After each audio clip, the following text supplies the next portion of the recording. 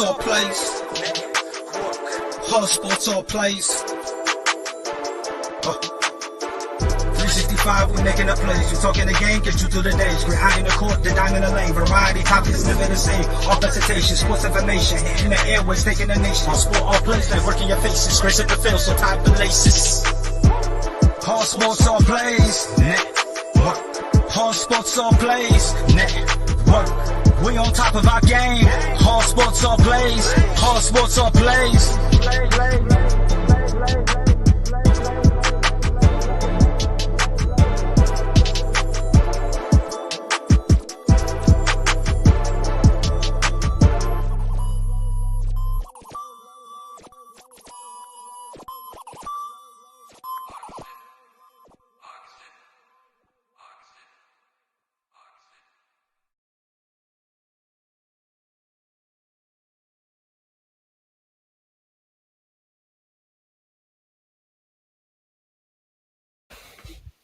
Oh.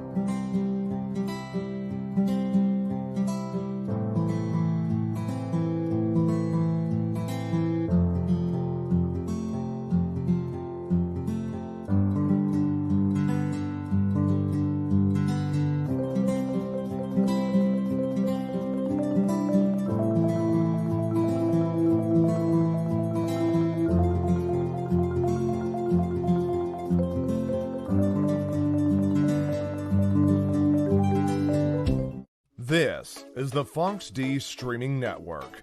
Register to come on our channel at nfceastnetwork.com. What up? What up? What up? Hey, Tony.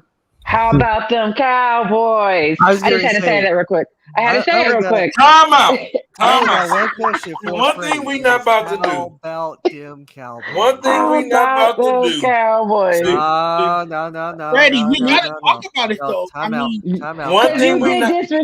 What you did was disrespectful on this thing. This is what you did. Instead of saying with the Cowboys going 2-1, you put 1 and 2. We're not the Eagles.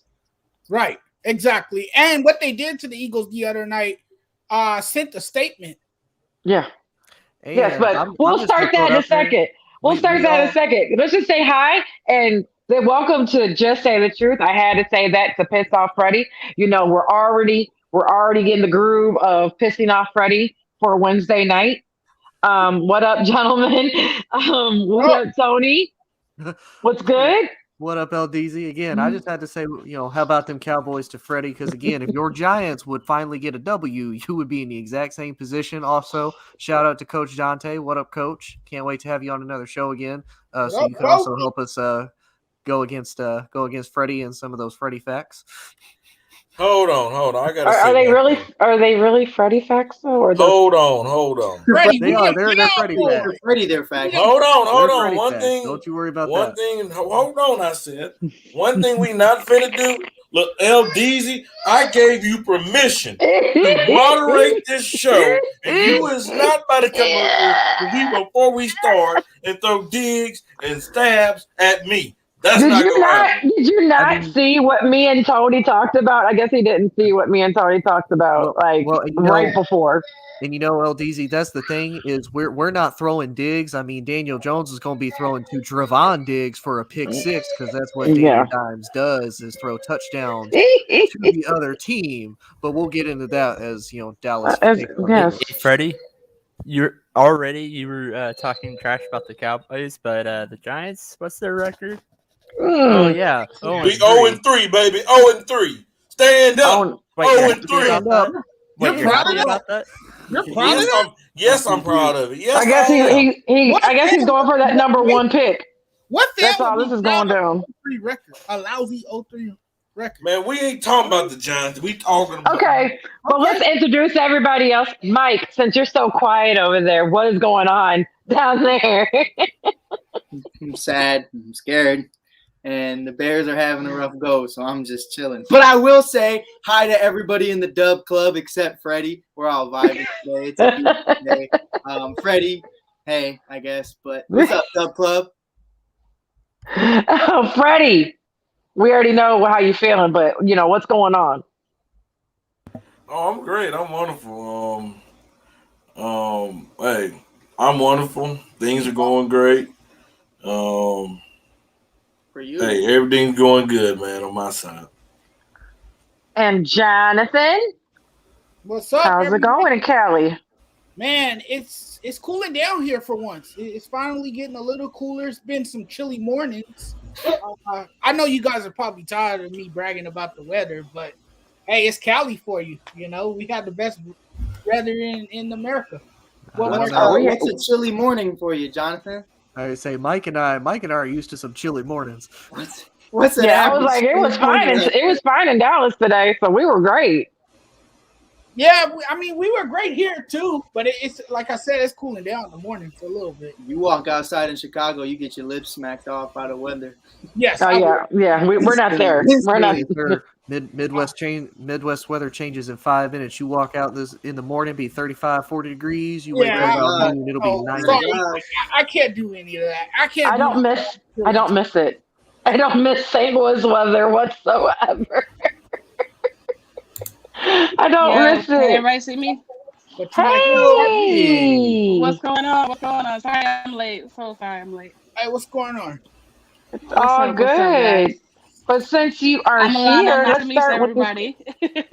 Nice to meet you too. Well, since we have two girls on the show, I'm excited because it's all about girl power. Let's start off with this quick question because I'm not going to start with the Cowboys, even though I feel like I should. But I feel like, why are you running? I'm not running. I'm talking. I want to talk about the big rabbit and like what's going on. The Bucs lost to the Rams. As I said, as they should. As they should. I agree with you. I agree with you wholeheartedly. So, since you started off, Mike, do the Rams have their number, or the Bucs are just not looking like the Bucs? Nah, without a doubt, the Rams have their number. I personally wanted the Rams to be the ones that signed Richard Sherman today. Richard Sherman did sign with the Bucs, which is crazy considering the history of him and Tom Brady. I saw this post. It was how it started versus how it's going. Yeah. It's really funny. But it was definitely a thing where I said it to Tony right before the game even started. I said, when white boys get out of Detroit and they go to LA, we talking Eminem, we talking Matthew Stafford, we talking all the white boys that get out of Detroit. The second day out, they going for it. They going for the dub. And this man is playing all the Eminem songs. He's gone. He's going. Stafford has their number. Stafford's been waiting this day for over 10 years. He's out of Detroit. Everything and anything that has to do with Detroit. I'm from Chicago. I can't really talk, but we ain't Detroit. We in the building. You know the vibe, but Lord, did you join all the Midwest crew together? Seriously. But nah, bro definitely had his number. Brady definitely underestimated Stafford. I feel like Tony made a cool point. That was every time. Was it Tony? It was every time that Brady played Stafford and Detroit, he won the Super Bowl. Yes. But this time around, it was a little bit different. Kind of had a little thing going on. So I feel like, there are still some free agents out there. I feel like the Rams should capitalize on the Bucs getting Sherman and try to go after a couple guys in free agency just to flex it. I mean, I loved it. I definitely think you have to show up in playoffs. Tom Brady in the playoffs is a different breed. Gronk is a different breed. This Bucs team can prove to win. You really got to count on Donald and other guys remaining healthy. But as of right now, Stafford looks like a dog. Oh yeah. Yeah, I think it has a lot to do with Now he's a dog on Spotlight TV, not on not on Detroit games. Yes, and how do you feel? Too. That's what I was gonna say. Like, I feel like it has a lot to do with Matthew Stafford opposed to the Rams per se. I don't think the Rams really have the Bucs. But I think, like you said, Matthew Stafford is now in primetime TV, and now he's in a situation where he's going in with dogs himself. He's not the only dog anymore. Like a lot of those years in Detroit, when they lost Megatron, he was the only dog. So now he's going in there with dogs that are actually can really fight with him. So it's like he's got a different level of confidence. He has a different swagger. You could tell through that entire game, the way that they were playing against the Bucs, that he was like, this is different. Like, I don't have to go into this and just hope that we might pull something off. Like, I can go into this and know that my team can actually pull off the victory. I have teammates that are gonna show up with me. It's not gonna be just me. That's not a one-man band anymore. So I feel like Matthew Stafford now is gonna put a lot of people on notice, and we're gonna have to put some more respect on his name as a quarterback, because he has an actual adequate team now that we can see what he can really do. Yeah. And we were talking about this early, Freddie, and I'm gonna change the question up for you, because this weekend we already know what's going to happen. It's Bucs versus Patriots. Brady's going home. Oh man. Oh yeah, he's gonna go. And we know, and he's pissed. He's pissed, and he's going home. Listen, anybody who doesn't think that Tom Brady is not going to act a fool on Sunday is delusional, because the one thing Tom Brady hates is for someone to go against him, or matter of fact, he relishes in the fact of proving people wrong. And Bill Belichick is the one person he hasn't had the chance to prove wrong just yet. Everybody else he's done it against. But this is the one guy that he can probably stick it to him and say, you made a mistake by letting me walk out those doors. And he's absolutely going to do that. If you don't think he's going to go for 500 yards and like some amount of touchdowns, he's going to light crazy. Oh, well, I'm glad Elena answered that question, because Ldeezy, I was kind of interested in the first question, okay? And this is why. And this is why. To all our viewers out there, please like our page, follow our page, share our content. We're gonna do starting next month. We're gonna starting next month. We're gonna do a viewer of the month. We're gonna give you a t-shirt. We're gonna figure all that out. But now listen here. I want to answer the first question, because Mike coming up here tiptoeing like he's Michael Jackson or something. I want to answer the question. Listen here. You listen here.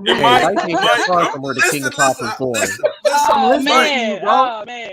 One thing that Mike must have forgotten who Tom Brady is. He must have forgotten. They don't care about regular season.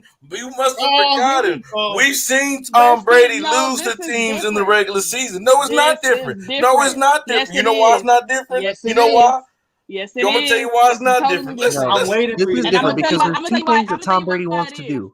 Tony, wait, we gotta set some rules on this show. Hold on, let Freddie talk. Let Freddie finish. Even though it's going to be some BS, I'm ready for the BS. But listen, don't drink any water because you're going to lose it. Nah, go ahead, Freddie.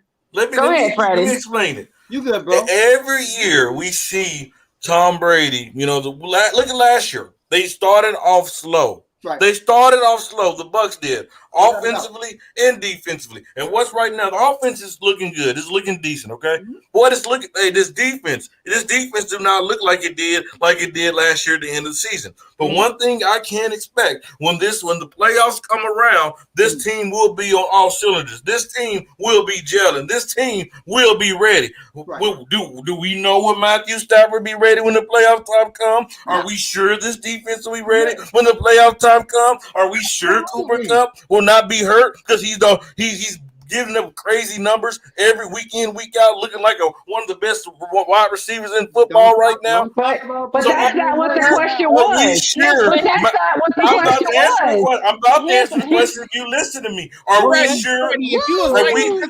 Have we seen Matthew Stafford when the lights got bright? This will be the first time. So I believe the Tampa Bay Buccaneers is not sweating losing to the Rams in the regular season. Where's your statement to this argument? Right. You heard it. Do I need to repeat it? Don't repeat it. We got it. Here's where you're wrong. Because if you recall, when Tom Brady was a Patriot, and every time granted he doesn't care about the regular season. However, there are certain games that Tom Brady gets up for. And that's not one of them. When he was with listen to me. Well, if you recall when he was with the Patriots, every time they played Peyton Manning, he got up for that game. Why? Yep. Prove something to everybody in the league, and he wanted to prove something to Peyton Manning. Like, yeah, they call you the greatest, but I'm still the guy with all the rings. This particular game, what else did this he's man gonna have get to up for prove, this because He's going to get up. He has to prove something to Belichick. That's the last. Check. No, I'm not talking about Belichick. I'm talking about between the Rams. He's talking about the Rams. He's talking about the Rams game. And Jonathan, with the Rams game, that's not. Come on now, there's no excuse. Like the Bucs. Come on now. Like we all know what Tom Brady's going to do. Jonathan, let Jonathan speak his rebuttal because he's been awfully quiet. I don't have a review. I actually thought we were talking about the Rams. You can talk about the Rams, but I asked him because me and Freddie we talked about a question about him going. So if you want to talk about the Rams, go for it. But if you want to talk about, because I know that's your, in your area, so you can talk about the Rams. Go for it. I ain't getting into that foolishness. Here come the bias talk, Jonathan. I have. Don't be a hater. Don't be a hater. I have the floor now. So listen up. It be your own people. What is this? Okay. Look, guys. Here's what I think with the Rams. Les Snead is a brilliant general manager, right? He brought in Matthew Stafford for one reason, right? And that's to win a championship. Anything less than that should be considered a failure, right? So the Rams look good.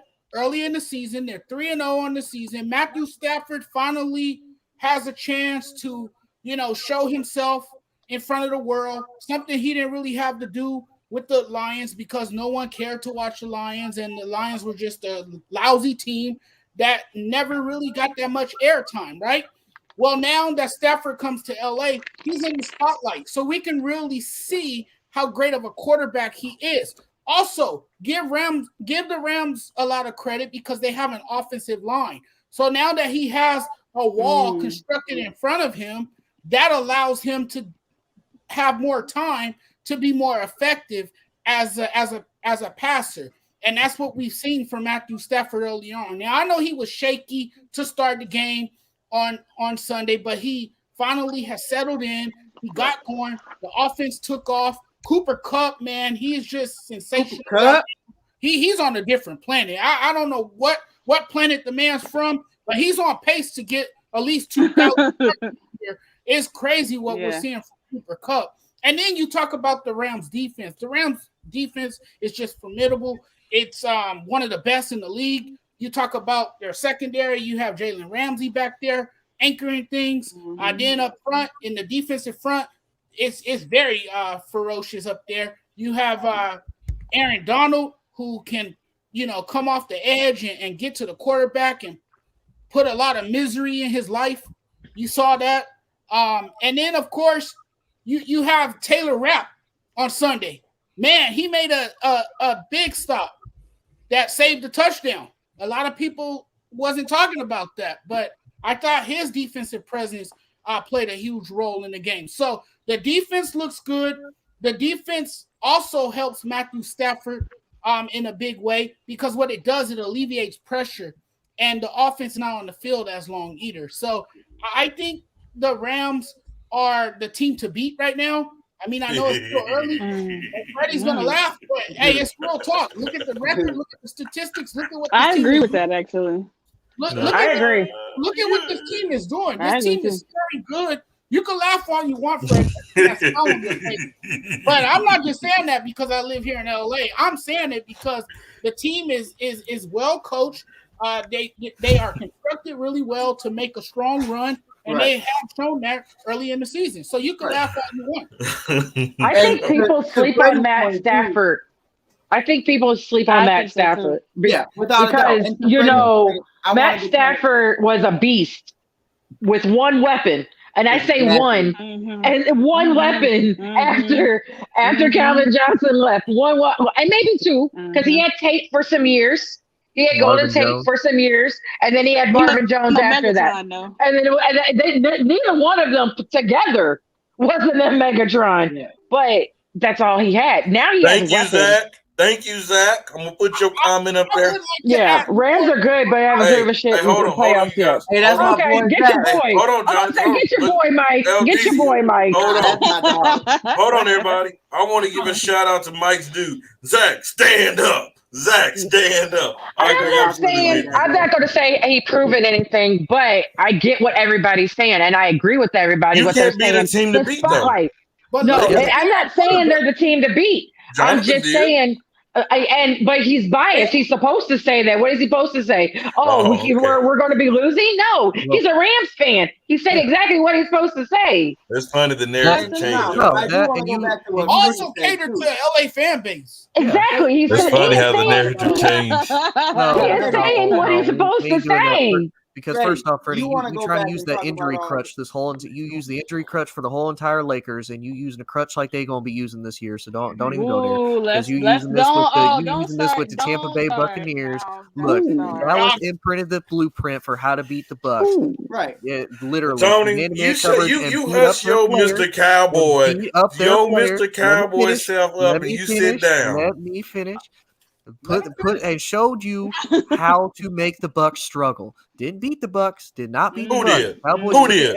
Who did? Dallas did. I will say that because teams do. I agree with that too. And the Bears did too.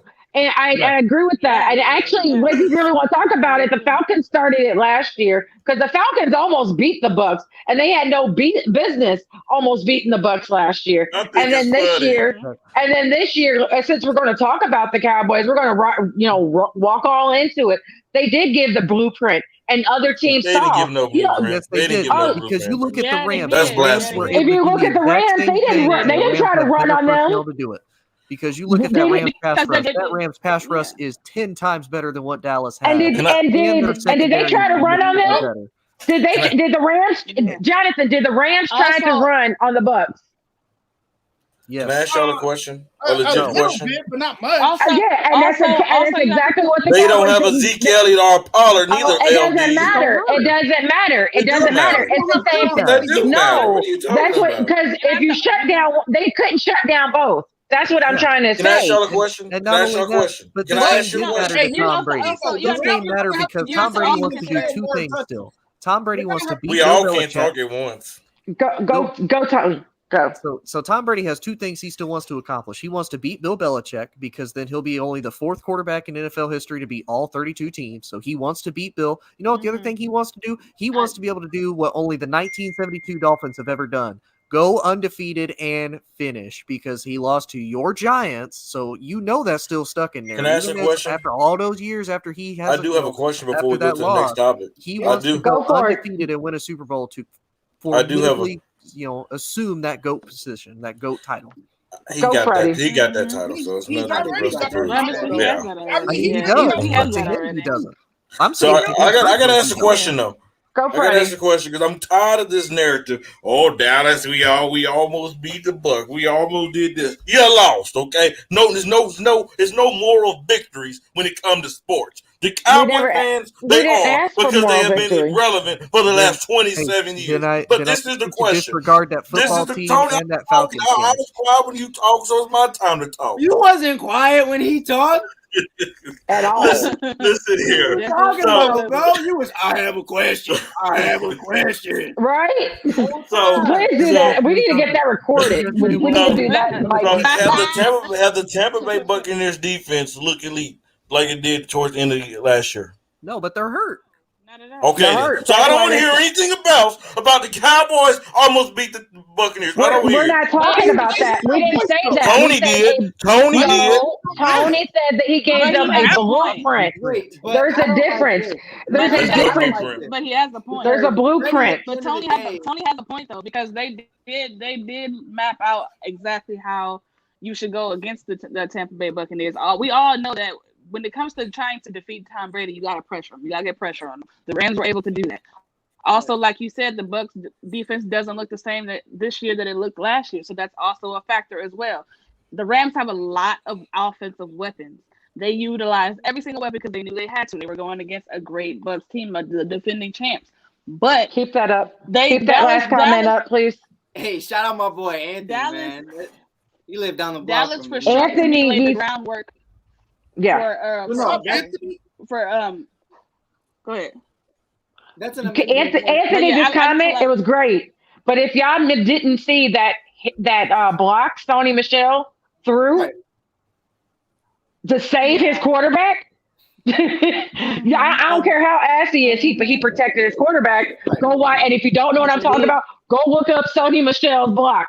Blocked the shit out of that dude. He protected his quarterback. Yeah. Keep going. My bad. And I don't like the fact that Freddie. No, it's all good. You asked me a question, bro. I agree. You asked me a question. You said, "Can Cooper Kupp stay healthy? Can Matthew Stafford stay healthy?" No, I didn't ask you that. I didn't ask you the question. Hold on, bro. At the beginning of this conversation, you did. I want to ask you. Can Godwin, can Gronk, can Brady? Because Brady was playing at the end of last season with a messed up hand and a torn ligament in his foot. So I'm going to ask you the same question. Does Gronk not have 3 back surgeries in his 10 years playing in the league? The one thing that I know that's proven. Hold on, he asked me a question. I'm gonna answer that question. Jonathan, hold on, Jonathan. Okay, I'm just saying. Mike, one thing I do know when it comes to Tom Brady, Gronk, when it matters, they will be available. But why are you talking about hypotheticals when they're not? That's the only thing I can go by what I've seen in recent years. What have I seen out of them? You didn't see Gronk retire because of back surgeries and concussions? I'm talking about as recent as him as a Tampa Bay. Mike, don't change the narrative. There you go with the field goal. Moving it again. There you go. Just like Jay. I ain't moving nothing, bro. But you want to talk about Cooper Kupp's health? He's never been injured. Can we go to the next time? We've been on the same topic almost 30 minutes. We have been on this. We've been on 2 different topics. Calm down, because we talked about you just don't want to talk about the Cowboys. I really do. That's what I look forward to. That's what I look forward to talking about. You made the topic. That's what I look forward to talking about. And I will say, Matthew Stafford is probably one of the quarterbacks that will play hurt and will stay hurt and play hurt the whole season, and his thumb is hanging off, and he's still throwing accurately. Like, I don't care what nobody says. You also have to consider with Matthew Stafford, like, he also has the protection now, so he probably won't get hurt as much because he's being properly protected. He's back there combing his hair. Never had. Elena, who's your football team? Matthew Stafford, who's your football team? I don't even want to say because we're not. I'm a coach. No, talk about it. Say it. Past it. Just breeze. Let's talk about it. Right over Let's talk about it. Freddie, why you on the spot like that, man? Listen, yeah, like why you do that? Because I was making a good point. He didn't want me to make my good point. That's what he. Who's your football team? Freddie runs from heat. I see what you do now, Freddie. Mute him. But no, who's your football team? My team is the Colts. I've been in the Colts fan for a very long time. Colts so there's fan, nothing wrong with the Colts. But yeah, there's nothing wrong with the Colts. Yeah, no, I mean, we're rebuilding right now. You're definitely rebuilding. Rebuilding stage. Hey, I'm from Indianapolis. I grew up watching a lot of Colts games. Colts is my second team. I'm a Dallas fan first, but Colts are my second team. For sure. Okay, well, I respect that. Since we found that out, and we're going to go to the next topic since we've been on this topic for 30 minutes. We're going to talk about Russell Wilson. Is this his last year as being a Seahawk? We're going to start with Mike again. The Bears offered they offered Seattle Akeem Hicks, who has a Hall of Fame resume, Kyle Fuller, who's a Pro Bowler, 5 first-round picks, and they even offered Nick Foles to be that bridge gap, in between them getting a new quarterback, and they said no. So, for me, if it's Seattle's decision, no, I don't think he's going anywhere. But if he does start to force their hand, him and Sierra start doing their thing in New York, they start vibing the way we all know Sierra does. I'll be up there. Maybe you get a Daniel Jones type offer. Maybe you get. Oh, what you say, Mike? Stand up, Mike. Stand up, Mike. I ain't talking to you, but it's definitely an interesting conversation where they don't want a bridge gap quarterback. They don't want a Nick Foles. They don't want an Andy Dalton. I'm chilling. I got Just. I'll chill with Just. But it's definitely one of those situations where I think it all comes down to what Russell wants at the end of the day. And I think, Josh Gordon is back. So if you don't give him a weapon in Josh Gordon again and try that again, we'll see how long that lasts. I give it like 3 weeks. We'll have a little. But Josh Gordon is going to the Chiefs. Yeah, he just signed with them. He signed with them? Mm-hmm. Yeah, he did. He wanted to pat my homeboy. I hate them. But we should talk about that because that's a whole different subject. Right. But no, I definitely don't think. I don't think from Seattle's point of view, I don't think Russ goes anywhere. I think the only person to force that hand is Russ, and I just don't know if he's going to do it or not. And Tony, do you agree with that? Do you think he's going anywhere? I mean, I think Russ wants to, but I mean, realistically, if you look at the teams that need a quarterback, I mean, I don't see really the only team that maybe would be Denver, but Denver doesn't have a big enough market, A, for Russ, and B, for, really the other biggest part in his life in Sierra. I mean, I like Miami. Sierra's got a big, Miami would probably be the next, but again, the biggest question to me would be that offensive line, which has kind of been the question for Miami a lot this season, has been their offensive line protection. That's part of why I don't see him really going to the Giants, even for getting rid of Daniel Jones, is because New York doesn't have offensive line. He would have the same issue in New York that he does in Seattle right now. Yeah. And I would say in a lower quality of weapons, because you don't have that speedster in Tyler Lockett to go down the field. You don't have that big body wide receiver. Who? Where? Who? Slayton? Yeah, no. Slayton. Shepard. Slayton's fast. He was about to say Shepard. He ain't Tyler Lockett. No, well, Slayton is fast. He got Tony. He was about to say Shepard. I was not about to say. I will never lie to the national media. I was gonna hope you didn't say that. Well, I just want you guys know that he does have a potential out after this season. He does. He does have a potential out on that contract.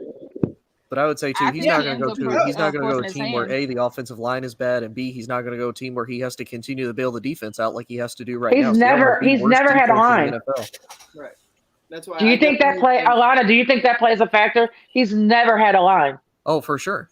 I mean, he's one of the most sacked quarterbacks. Absolutely. I think I think he forces his hand, honestly, because I think at this point, his relationship with Seattle is I don't think it's salvageable. I think there's more problems than we are seeing. I think that they do a really good job of kind of keeping that on the tuck, but I don't think he's happy there. I think not only not having a line, but he really doesn't. They really haven't really been the same since like that whole Legion of Boom situation kind of split apart, and I don't think he was really happy about that. That was kind of like the beginning of the end for them, in my opinion. But I think eventually it's gonna get to a point where it's gonna be awkward for both parties. So I think he's gonna eventually end up forcing his hand. And also, like one of you were saying, as far as like Sierra being the other half of him, I think she's gonna probably get a bug in the ear because she don't want to be in Seattle. Let's keep it honest. Like Sierra, that's not a market. Seattle's not a market for Sierra. Like it just isn't. I mean, I don't know where he would go. Honestly and truly, I don't know what the market would look like for him. But I know a team he could go to. I think he ends up leaving Seattle. But New York would be interesting because he may not have a line there, but he got Saquon Barkley, and I would like to see Saquon Barkley. Actually, I know a perfect team he could go to. Me too. He could go to Indianapolis. He got a great offensive line. He's 2 hours away from Chicago for Sierra, and they got a great defense. He sure. And I bet you Alana will pack up Carson Wentz for him and drive him out. I would drive him straight to the airport and don't drop forget. him. I'll go with her. Just because I feel bad, I'll go with her. Hey, I'll drop him off. Mike's gonna have Foles and Alana's gonna have Wentz. He's gonna drive them. We're gonna bring Foles, Andy, everybody gonna grab them. We got the bandwagon going. Hey, if you gotta come from where I am and to drop you off. If you're gonna pack Carson Wentz, but go ahead, Jonathan. Hey, if you're gonna pack up Carson Wentz, don't forget to put the what's that little styrofoam stuff in the box? The popcorn. The popcorn and bubble wrap. Listen here. Hey, everybody. On the outside of the box. Hey, everybody, check this out. Check this out. You know, when I look at Russell Wilson's game, I might drop him off on the side of the road. When I look at Russell Wilson's game, you know, you cannot forget to mention his name when you talk about. I'm talking about skill wise, not about what you accomplished. Yeah. When you talk about a Tom Brady, Aaron Rodgers, Pat Mahomes, you know, Russell Wilson's name need to be very close behind those names when you're talking about quarterbacks, because you know he's the type of quarterback that he makes Seattle's look so much better than they really are. Yeah, you know, you take him off Seattle, that's a lottery team. So let's put some respect on his name. We have respect for him. I am having respect for him. I'm not talking about this panel. I'm talking about everybody else. Okay. But there is one team that he can make this team explode. He can make the Tampa Bay Buccaneers be very afraid. There is one team, and they're in that division. They have a top 5 defense. Let's not forget about this New Orleans defense. Hey, let's not you plug in Russell Wilson there with a Michael Thomas, with the Kamara, with the other receivers down there, with that line. Oh, Tampa Bay gonna be afraid because you that talking could about. get interesting. Yeah. Hey, we talking about. Hey, let's not. There's no knock against Jameis because he is having a good year this year. But Russell Wilson is better than Jameis Winston. Slant boy can't even stay healthy. You talking about healthy? You talking about healthy? Slant boy can't even stay healthy. The knock on Jameis Winston is that he can't play a clean game. That's the knock on him. Is that he turns over the ball too much. Exactly. He's not consistent enough. That's the main issue is he's not consistent enough. He has very good bright spots, but his really bad moments are really, really bad. It's terrible. So it's just it's so hit or miss with him. That's the problem. Right. And I like the Michael Thomas thought. But as a former safety, as a DB, I feel like Michael Thomas really is one of those athletic ability.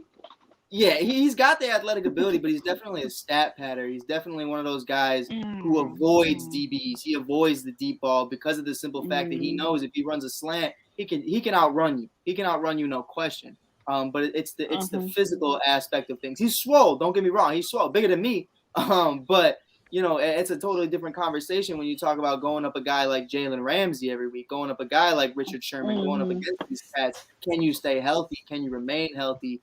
I like that, Freddie. I like it a lot, but I just feel like I said, the bridge gap quarterback, they don't want a Taysom Hill. They don't want it's not matter, Mike, when you talking about trades, it don't matter what Seattle want. Because if Russell Wilson go in there and force him away, it does not matter. Because if Russell Wilson go in there and say, I want out, I'm not coming back, you have to trade me and I want to go to New Orleans. We see a lot of times the player gets their way. Ben Simmons right now. If he's got a potential out, he don't have to be traded. He can be gone. He can walk away. Yeah, he can walk. He can go. He can be gone.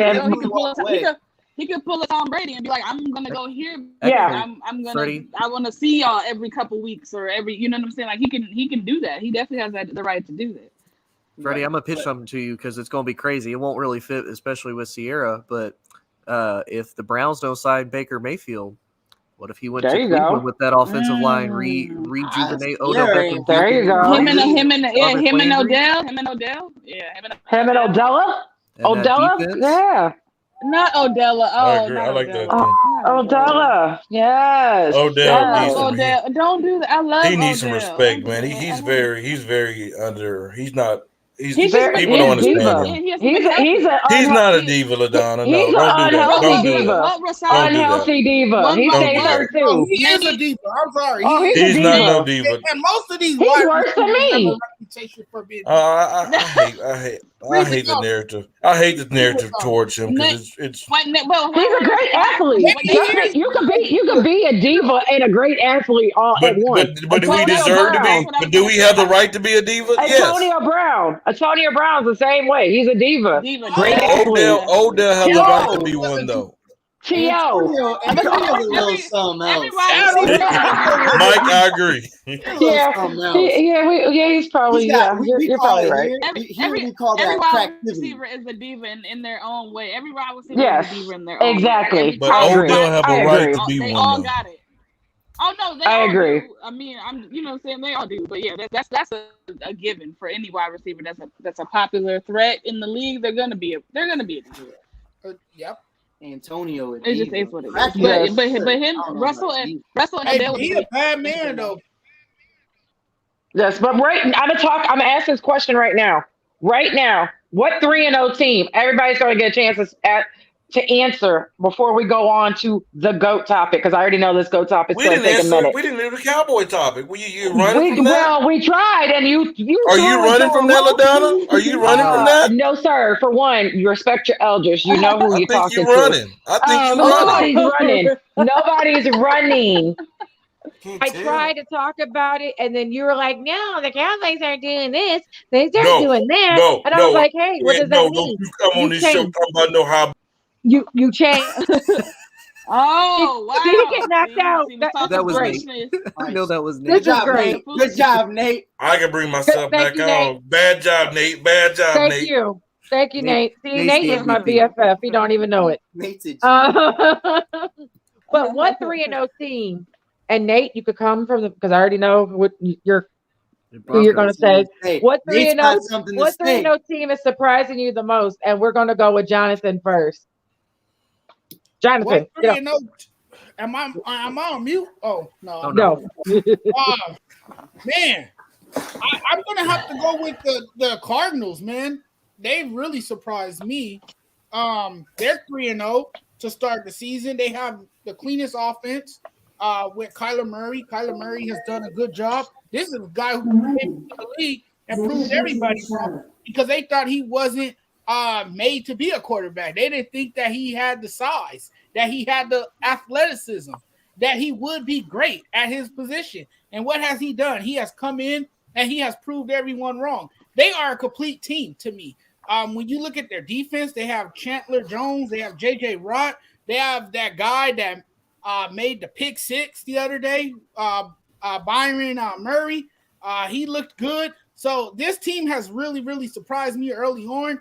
And it's going to be a good game next week because guess who they meet? They meet the LA Rams. I mean, it's going to be an exciting game to watch, and that's going to be one that most people will definitely be paying attention to. Can I answer the Nate? question? Nate says you came from he came from beyond the grave. Only people with wins can answer the question first, Freddie. Mike, when you go root for a franchise who know how to pick a quarterback, then talk to me. I got a quarterback. Go ahead, Nate. So Jonathan went with his rival team. I'm going to do the same thing here. I think the Raiders are a surprise team here. Not only they're 3-0, but 3-0 against three teams that made the playoffs last year. And they are the first team in history, NFL history, to I'm sorry, the Dolphins didn't make the playoffs, but they did have 10-plus victories last season. And their Raiders are the first team to go 3-0 with that schedule popping up. Interesting. Tony, who do you think? Oh, I agree. I agree with Nate. He actually he took it before I did. I'm going to go with the Las Vegas Raiders. I mean, Derek Carr is absolutely lighting up the league right now. I mean, Derek Carr is always one of those. He's been an underrated quarterback for so many years. And, for the longest time when John Gruden came back, it was, is John Gruden going to get rid of Derek? Because is he really the quarterback that John wants? There's even talks of Russ going to Las Vegas because, that's a big market. And, everybody made it seem like Las Vegas needs a quarterback. Las Vegas don't need a quarterback. They have Derek Carr. You got Josh Jacobs. You got Henry Ruggs. You have Derek Carr. You have Waller. Just going to name Derek Carr twice? Oh yeah, I mean, hey, Derek Carr, two players with the playing right now. I'm gonna say Las Vegas Raiders and Derek Carr. And Alana, who's your 3-0 team? I agree with the two that said the Las Vegas Raiders. I honestly didn't see them going 3-0 either. I think what really stood out to me the most was that Baltimore game because there were so many chances that they had to lose that game. And they found it somehow. They just kept finding a way to either stay in there and then eventually win. And I mean the Raiders of old, they lose those games. Like they're probably not even in those games, to be all the way honest with you. But even if they are, they end up losing. But I think now that Derek Carr has been playing just lights out, like you said, and I mean, I think he has a different level of confidence now. And then that also helps. And him and John Gruden's relationship has gotten a lot better, I think, as well. That is a major factor in how he's been able to play and how he's been able to lead that team because he now knows that his coach actually believes in him and wants him there. In the beginning, it was kind of like, well, is John Gruden going to keep him? Is he going to try to get somebody else? You know what I'm saying? Like there was kind of a separation there between the two of them. But now I think that they're on the disconnect. Thank you. Now that I think that they're on the same page, I think that's made a world of difference. So that would probably be my surprise team too. Would be the Raiders. And Freddie, because you have to look at five, just like you constipated. What's going on? What's going on? What's going on up there? It's 3-0, not 0-3. So we're talking about surprises. Teams is 3-0. 3-0. Yep. Yes. I need to change my pick then. Yeah, not 0-3, 3-0. Not Tony. When I talk, I'm gonna go with the Carolina Panthers. You stole mine. That's where I was going. Did anybody expect them to be 3-0 right now? Did anybody? Wasn't he talking about Sam Darnold was done? Wasn't he talking about he's trash? Or what was he talking about that he did not live up to expectations? And they've He never was with the Jets. Jets, Saints, and Texans are the three teams. The win against the Saints was impressive, okay? But the other two teams they played. The Texans are the Texans, though. They still got a defense. They also don't have Deshaun They still got a Watson. They don't have defense, Deshaun yes. Watson. I will give them that. They still have Christian McCaffrey, even though he went down with a hamstring injury. They still have one of the best running backs in the game. They still have Sam Darnold, who looks rejuvenated. And like a totally different quarterback, I think coaching made a difference. Yep. Yeah. I think and Carolina was going to be my pick. I actually hate that I agree with Freddie. Kind of it makes me feel all weird. They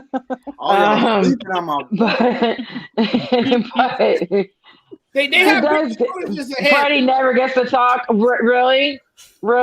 That is a lie. Mute. Talking to yourself. Mute him. Well, if that's the case. Sometimes you go on for hours on this show and you rant like crazy. Yeah. You're just mad because we're limiting you. Because now we're going to limit everybody. Oh, trust me, I'm nobody. I'm never limited. We need to talk about the Cowboys topic. We don't.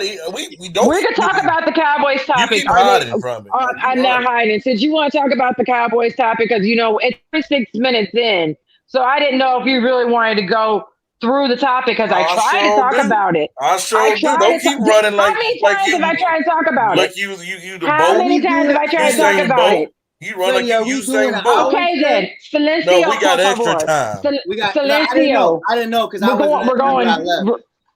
Yes, we're going. So with the Cowboys 2-1, and we play a depleted Panthers team this weekend. Do you think they have going for the run? And I'm not starting with you, Freddie. No, yeah, I'm going with the bias. I'm going with the bias, Tony. Go. Yeah. All I gotta say is, how about them Cowboys? How about? Yeah, exactly. And Freddie, I already know how Freddie gonna be. Oh, you lost to the Buccaneers. You lost. No moral victories here. And you're right, we did lose to the Buccaneers, but again, we set a blueprint for everybody else how to win. So. Yep. No moral victories. Yes, we still took an L, but we helped everybody else. You welcome. Second, we beat the Chargers. We beat the Chargers. Nobody picked us to beat the Chargers. Everybody had us losing to Chargers because you have Justin Herbert, you got Keenan Allen, Mike Williams is coming into his own as far as a wide receiver goes. They are without Hunter Henry. They have Jared Cook, Jared Cook is a journeyman that has bounced around, but still a semi-decent tight end when he wants to be. Yep. Austin Eckler is having a fantastic year. The Chargers have the same issue Dallas does. They can't get out of their own way.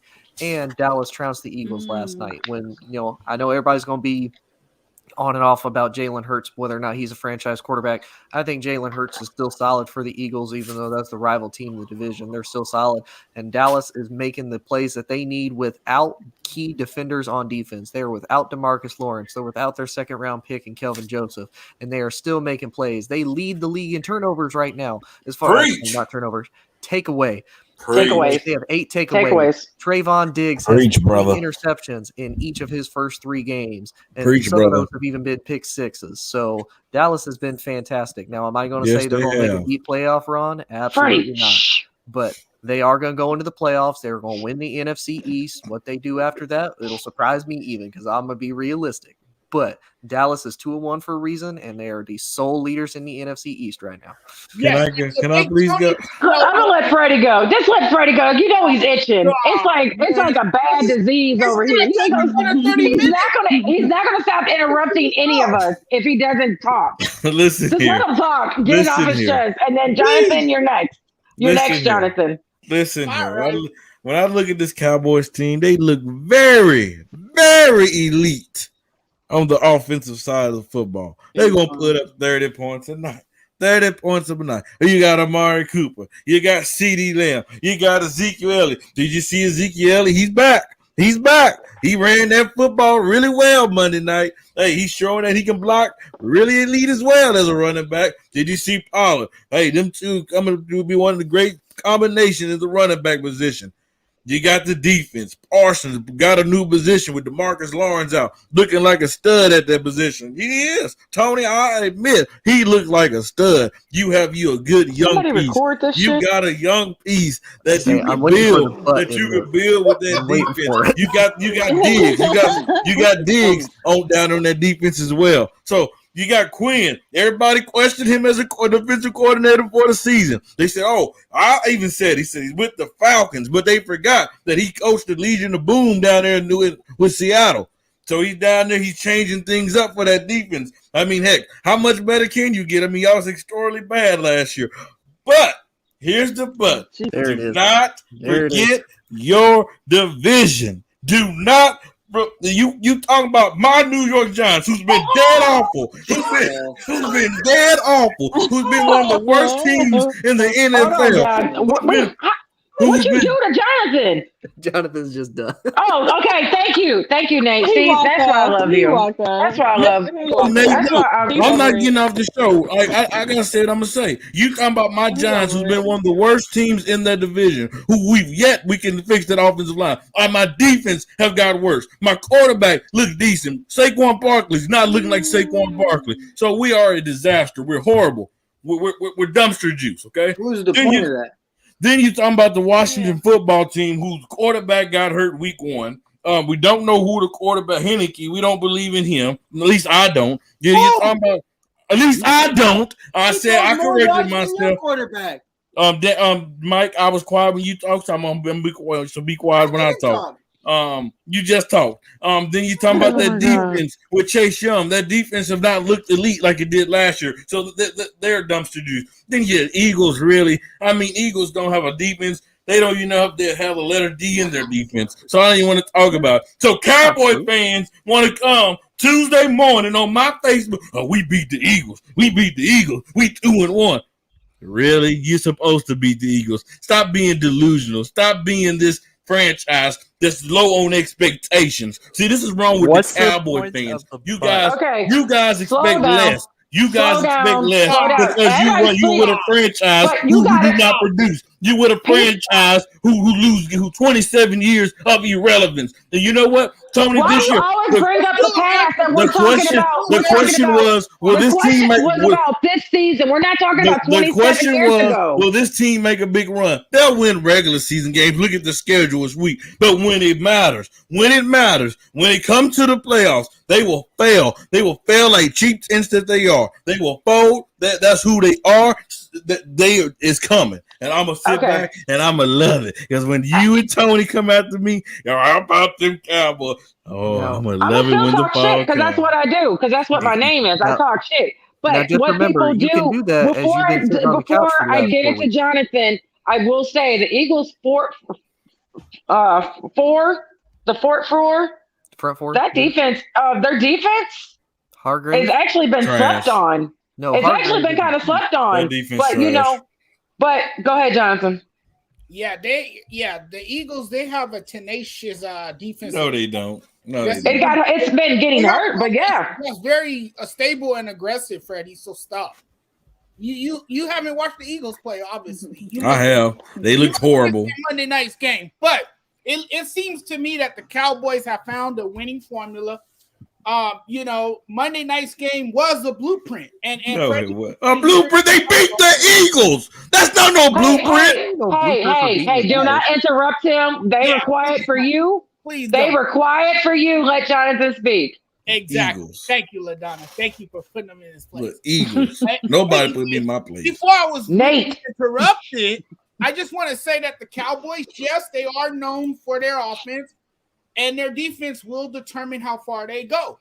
But look, the defense has gotten a little bit better, and they're without some of their guys. The defense is forcing turnovers. That's something that they've struggled to do, Freddie, in recent years. Last time I checked, they weren't able to force fumbles and force turnovers the way they have. So they looked impressive defensively. No, they haven't. Get all their pieces back. There's no telling where this team can go and how far this team can really go. So I mean, you're sitting here disrespecting the Cowboys. I'm not disrespecting them. Hey, what happened to expectations? It might be time to take them a little bit serious. The Cowboys and serious in the same word. Mike, go ahead, because we're gonna let Alana go last, but Mike, go for it, because you keep leaving too. So I need to get what's off your chest. No, I heard a bang on my door in the back. Hey, he's from Chicago, so you got to check that. I got up. I saw you, and I was like, "What is going on?" I looked for you and everything. I was ready for the smoke, but Freddie, I didn't get your butt. I didn't get it at all because you lost to the Falcons. So who are you talking to? Anyways, the Cowboys look nice. The Cowboys look really nice. They do. Mike McCarthy, whatever, as a Bears fan, I love to see that man fail. But for the first time in a very long time, I didn't see it with him in Green Bay. I've watched him actually implement Zeke a little bit more now after a couple of weeks have gone by. And I've seen him do things with Pollard. And he's kind of doing not only one RB, which he's not used to doing. He's never done anything with an RB ever. He's using both to both of their strengths. With the schedule, some games you see Pollard, some games you see Zeke. And I think it really depends on, do you want the speedier guy in Pollard or do you want the bigger guy in Zeke who can get you those yards when you need them? So he's using it to their strengths, not by their contract, which I really like. Most people like Saquon Barkley has to be out there because he's going to get that payday, because he's going to be big time, because he's going to be that guy. But Mike McCarthy doesn't care. Mike McCarthy just wants to win these games. And he's, as much crap as I give him, he's trying to win these games. He doesn't have a great defense. You really do sleep on the front four of that Eagles team, though, Freddie. Like, it's nice. Like, anything with Fletcher Cox in it is nice. So it's very slept on. The fact of the matter is Alshon Jeffrey's a bum. He didn't get the work out there. Devontae Smith is still a rookie, and Jalen Hurts is still molding into what he's going to be in. But if you have him in fantasy right now, he's killing it. So he's definitely meeting expectations. This isn't a bad division. You want to talk about Heineke, who's outplaying Daniel Jones with less weapons. So I don't want to hear any of that. So for the fact of the matter is, this is a bad division, but they've only played one team in this division so far. So I don't know why we're acting like they beat the Eagles, Giants, and football team, because they didn't. They played great teams. The one team they lost to was the defending Super Bowl champs, and they gave them the run for their money. They gave them a run for their money, and you could say what you want, but Tony gave the blueprint. The Bears gave the blueprint because we had Tom Brady thinking it was fourth down. He was out of there. We ran him out of Chicago with Nick Foles again. And then that's to it. And other teams are taking control of that, and other teams are noticing that. So I hate the fact that we live in the past, and we're about to talk about something that has something to do with the past. So it's a different kind of narrative. It's a different kind of conversation. But I'm going to say this right now. If we're talking about a current team, bro, even the Bears defense, you think I'm going to go out there and say, well, I have the best defense in the league because of 2018? No. You think she's going to go out here and talk about how Quentin Nelson and that offensive line was top tier a couple years ago? No, because we're living in the present right now. And in present day, this team looks nice with a lot of missing pieces that should be implicated to this Dallas defense in a couple of years. Once they continue to bring in draft picks, once they continue to keep doing this, I mean, let's be real. Mike McCarthy and a part of the problem Dan Quinn is putting that defense together. Exactly. He's doing his thing with the Legion of Boom. But the biggest thing with me is Mike McCarthy. And it's because, a part of it was his fault. He's not the GM, though. With Aaron Rodgers, whether it's Aaron or not, it's Dak. But these are the best weapons he's probably ever had in his whole time coaching, just because you have a bunch of offensive weapons. Maybe you don't have an Aaron Rodgers. You have Dak, who's more than capable of being a number one quarterback. You have Zeke. You have Pollard. You have CD. You have Gallup returning in a couple weeks. You have Amari Cooper. You have decent tight ends. You have a decent O-line when healthy. I definitely think you're sleeping on them. Will they go win the Super Bowl this year? I think that's a little out of pocket to say. But it's definitely not going to be a definite first-round exit if they make it. I definitely think they give any team a run for their money offensively. You could shake your head and nod all you want, but at the end of the day, I don't get what you're trying to say. Oh, they beat the Eagles. But you at the beginning of the season were saying how they're going to be better than the Giants, but you lost to ATL, which I don't think a high school football team could lose to ATL.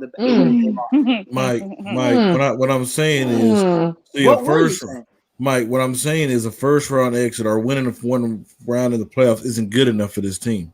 It's not good enough for this team. What happens to expectations? That's one thing that we've let down. Expectations. Okay, hold on. You two. No, because we actually haven't let the last lady speak. She has not spoken yet. So let her speak, and then you can have all that rebuttal that has been great. We know it's. I don't want. We know. See, y'all have to do better than trusting a Giants fan. Why are we even debating with somebody who's a Giants fan in the first place? Because you shouldn't be speaking about expectations for anybody's team, considering the fact that you are a Giants fan. The Eli Manning years are over, so we don't want to hear about the past. We want to hear about the present, as you said yourself. However, I think with the Dallas Cowboys this year, I do think that they have a potential to make at least a playoff run, which is past now. I don't know how they fare past the first round. I think they get out of the first round this year, and because I do think that Dak has come back stronger. He's come back better. He looks a lot more confident as far as a passer. He doesn't look as timid. They've always had offensive weapons, but I think Dak has finally figured out how to utilize those weapons to the best of his ability now, with what he can do. The two running backs, obviously, balance it back and forth between those two. I think that makes the world of difference as well.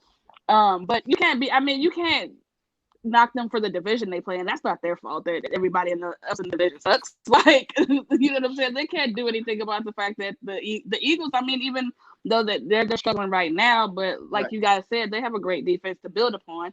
So if they can kind of figure things out on the offensive side, I think they can make some noise. Washington is Washington. Like, enough said. And then your Giants, which again, enough said, dumpster juice, like you said. So it's like, that's not their fault they're in that division, but I do think that they can make some noise this year. I don't see them as a Super Bowl team. I'm not going to go that far, but I do think that they can definitely make some noise in the playoffs this year. I don't even see them as a Super Bowl team. I'm just going to be honest. If they make it to the Super Bowl, hell yeah, I'm going to be excited. Do I think they're going to make it to the Super Bowl? Nope. If they make it to the Super Bowl, I'm leaving Earth because Cowboy fans are going to be so annoying. Oh yeah, I'm talking shit. I'm talking shit for the next year. I'm just going to be honest with everybody. That's her point too. You look at it like Tom Brady's division the last 10, 15 years. It was trash. So we're not going to put that on the Patriots, are we? Where'd you get these? Yeah, Can I have them? Yeah. No. Listen here. For a person who's a coach fan, don't need to be talking sport and talking debating with me neither, who's supposed to have a lot of expectations this upcoming season, so I don't want to hear it from there. But listen here. Okay, since we're at least I'm honest. Monday Night Football, it is time for some stats, not the wins and the losses. How about past? We got somebody else talking. Right? Let's get Bayless. Let's talk about the goal of football, and that is. Hold on, who is it? Is that me or is that one of y'all? No, I think that's John. That ain't us. Hey, get off our network, bro. Relatively empty and earning. John is coming from you, bro. Into the negative. There we go. Yep. That was okay. All right. Hey, real quick, I do want to point out what John here said. 49ers should be blowing out teams, and they're below average. I 100% agree with that. The 49ers are definitely underachieving as to what they should. But anyway, go ahead. Yeah. But listen, this is what I'm saying. This is what I'm saying. It's not hard to be better than my Giants. My Giants suck. Okay, we're butt. Okay. Yeah, Mike Colts in the last 10 years better than the Giants. Exactly. We are. We're trash. I had to point that out. What up, Coach? But listen to this. Like I was saying, and this is what I say to Cowboy fans. It's not winning a playoff game and being bounced out the second round shouldn't be your hopes. You getting bounced out the first round shouldn't be your hopes. The expectations when you look at this team, because you can't tell me 5 offenses that's better than the Dallas Cowboys. You can't tell me who have better wide receivers, a core, than this team do. You can't tell me the team that's loaded on the running back position like this team do. You can't tell me a team who have a quarterback who's airing the football out there, giving you 300, 400, 500 yards a game, not turning the football over. And with the defense is not like Legion of Boom, Tony. So pump the brakes on that. You was very disrespectful. This defense is not elite. That's not what he said. Yes, it was said. Yes, that is what he said. Go rewatch the show. I even said in past shows, I did not expect Dallas's defense to be this good. I said it's not hard to be better than this, Tony. Y'all was extraordinarily bad last year. It's not hard to get better from last year. How are you not getting better? Because I have a bum GM. That's why. A bum GM. That's why. Okay. So Barkley came back and you still 0-3. But listen here. What happened to expectations? What happened holding your team high? What happened? Is this 26 years got to your head that you don't have expectations? Can you stop bringing up the past? No, I have to. Because you know what? You call yourself America's team. No, and this ain't nothing about no America's team. Actually, I don't call them America's team. I call them Dallas Cowboys. That's what the media calls them. That's what everybody else calls them. Let's just be honest with you. But you talk about the past, but then we could talk about you stop bringing up the past too. Talk to him, Zach. I agree with Zach. I Stand agree. up, Zach. Stand up. It is terrible and it's very horrible. But we're going to move on from this, Cowboy. We're going to talk about who is the GOAT. And we're giving everybody 1 minute. Nate, you got a clock back there? Or do I need to make this clock? Because we already know people are going to go over, and his name is Freddie. NFL GOATs. It could be, and we didn't really specify as an overall GOAT. Is it by position? You know, we just said GOAT. You know who I'm picking. So we're going. It could be. It don't even have to be somebody playing right now. It's just overall GOAT. I got a minute. You see that timer? Who wants to go first? I'll go first. Go ahead, Tony. So actually, I'm gonna go with two GOATs, and I know I probably shouldn't, but I'm gonna go with two just because the era that they played in and the positions they played in. I'm gonna say Dan Marino and I'm gonna say Jerry Rice. Jerry Rice had the longevity. He has set the standards for wide receivers. He's a Super Bowl champion, over 20,000 yards receiving, over 200 touchdown receptions. And Dan Marino was airing the ball out in the 1980s when it was not a passing football league. It was a running football league, and it was much harder to throw against some of those defenses. So I say Jerry Rice and Dan Marino. Oh, you did that in 30 seconds. Look at you, boy. You was quick. Mm-hmm. You was real quick. Jonathan, you ready? Let Freddie go first. Okay, Freddie. We know he's gonna take 3,000 minutes. So I'm about to be biased. Give him my extra 30 I'm about to be biased too. Sorry. Go ahead. Yeah, we already know your answer, but go for it. Eli Manning. He's a bad man. And Aaron Rodgers. You guys seen him. You know, I know some gonna say Brady, but I'm not talking about accomplishment because you gotta get to Brady if you're looking at accomplishments. I'm talking about skill. I'm talking about somebody who I can say, here, it's 7 seconds left in a football game. Go down and give me a game-winning drive to get a 50-yard field goal. I'm talking about a quarterback who I can do. It don't matter what the situation is, who my receivers are, you going to make me better. Aaron Rodgers, he's a bad man. He's a bad man. Let me correct myself. He's talking about a man who put Mike Hughes to misery for year after year after year after year in Chicago. I'm sorry, I make myself laugh. Go, Jonathan. All right. Okay, so here's the deal, fellas and ladies. I'm going with Tom Brady. He won his 7th Super Bowl in 10 tries. He won it without Bill Belichick by his side and went to a different team and turned that team into a contender. And what happened? They won the Super Bowl. He won the MVP for the 5th time. He's now won a Super Bowl title. In 3 different decades. I mean, it's just amazing what this man has accomplished. He's the greatest quarterback of all time. And to me, he has, solidified his status as the true GOAT. Oh, y'all doing good on these times. I'm telling you, I'm so proud of y'all. We've never done this before in our life. Alana, go. I probably would have to go with Tom Brady as well. Skill, accomplishments, mentality. I mean, to me, like I don't think it gets any. It doesn't get any better than Tom Brady's. Honestly, in my opinion, like if anybody else has a GOAT case for somebody else, I'll entertain it. But I think for me, the definitive GOAT is Tom Brady. There's nothing that man hasn't done. Like there's nothing he hasn't done, and he has every skill set imaginable when it comes to playing the quarterback position. We've never seen the quarterback play the position the way that Tom Brady does. And he's a winner. So I got to go Tom Brady. Yeah. Y'all better stop with these Freddie facts in the comments. That's all I'm going to say. Coach, I love my supporters. You're killing me, Coach. Mike. Hey, we Mike, got you ready? Facts, we got Tony Truth. Yeah, go ahead, Mike. Go for it. So, because I will keep it short, it's Tom Brady. It's Tom Brady, and we can move on from that, and it's not even a conversation. To address what Freddie said, give him 30 seconds. That's why he lost 4 straight NFC championships, but that's not my business. I was going to say that. Yeah, anyways. You can put that on him. Hey, man, I didn't talk when you talk. Just for the fact of entertainment, I like Jim Brown. You know, I have to read it off because I do mess it up. He's a 4-time NFL MVP as a running back. This man is first team 8 times in All Pro. He's an absolute beast. He was dominant in his year. First down Brown. It's definitely someone, you know, a Lawrence Taylor is also one of those guys. I liked what Tony said and Jerry Rice. I think they're all candidates. But I don't think it's the answer. I think Tom Brady is the answer. I don't have anything to say. It's Tom Brady, point blank, period. I'm not going to justify that.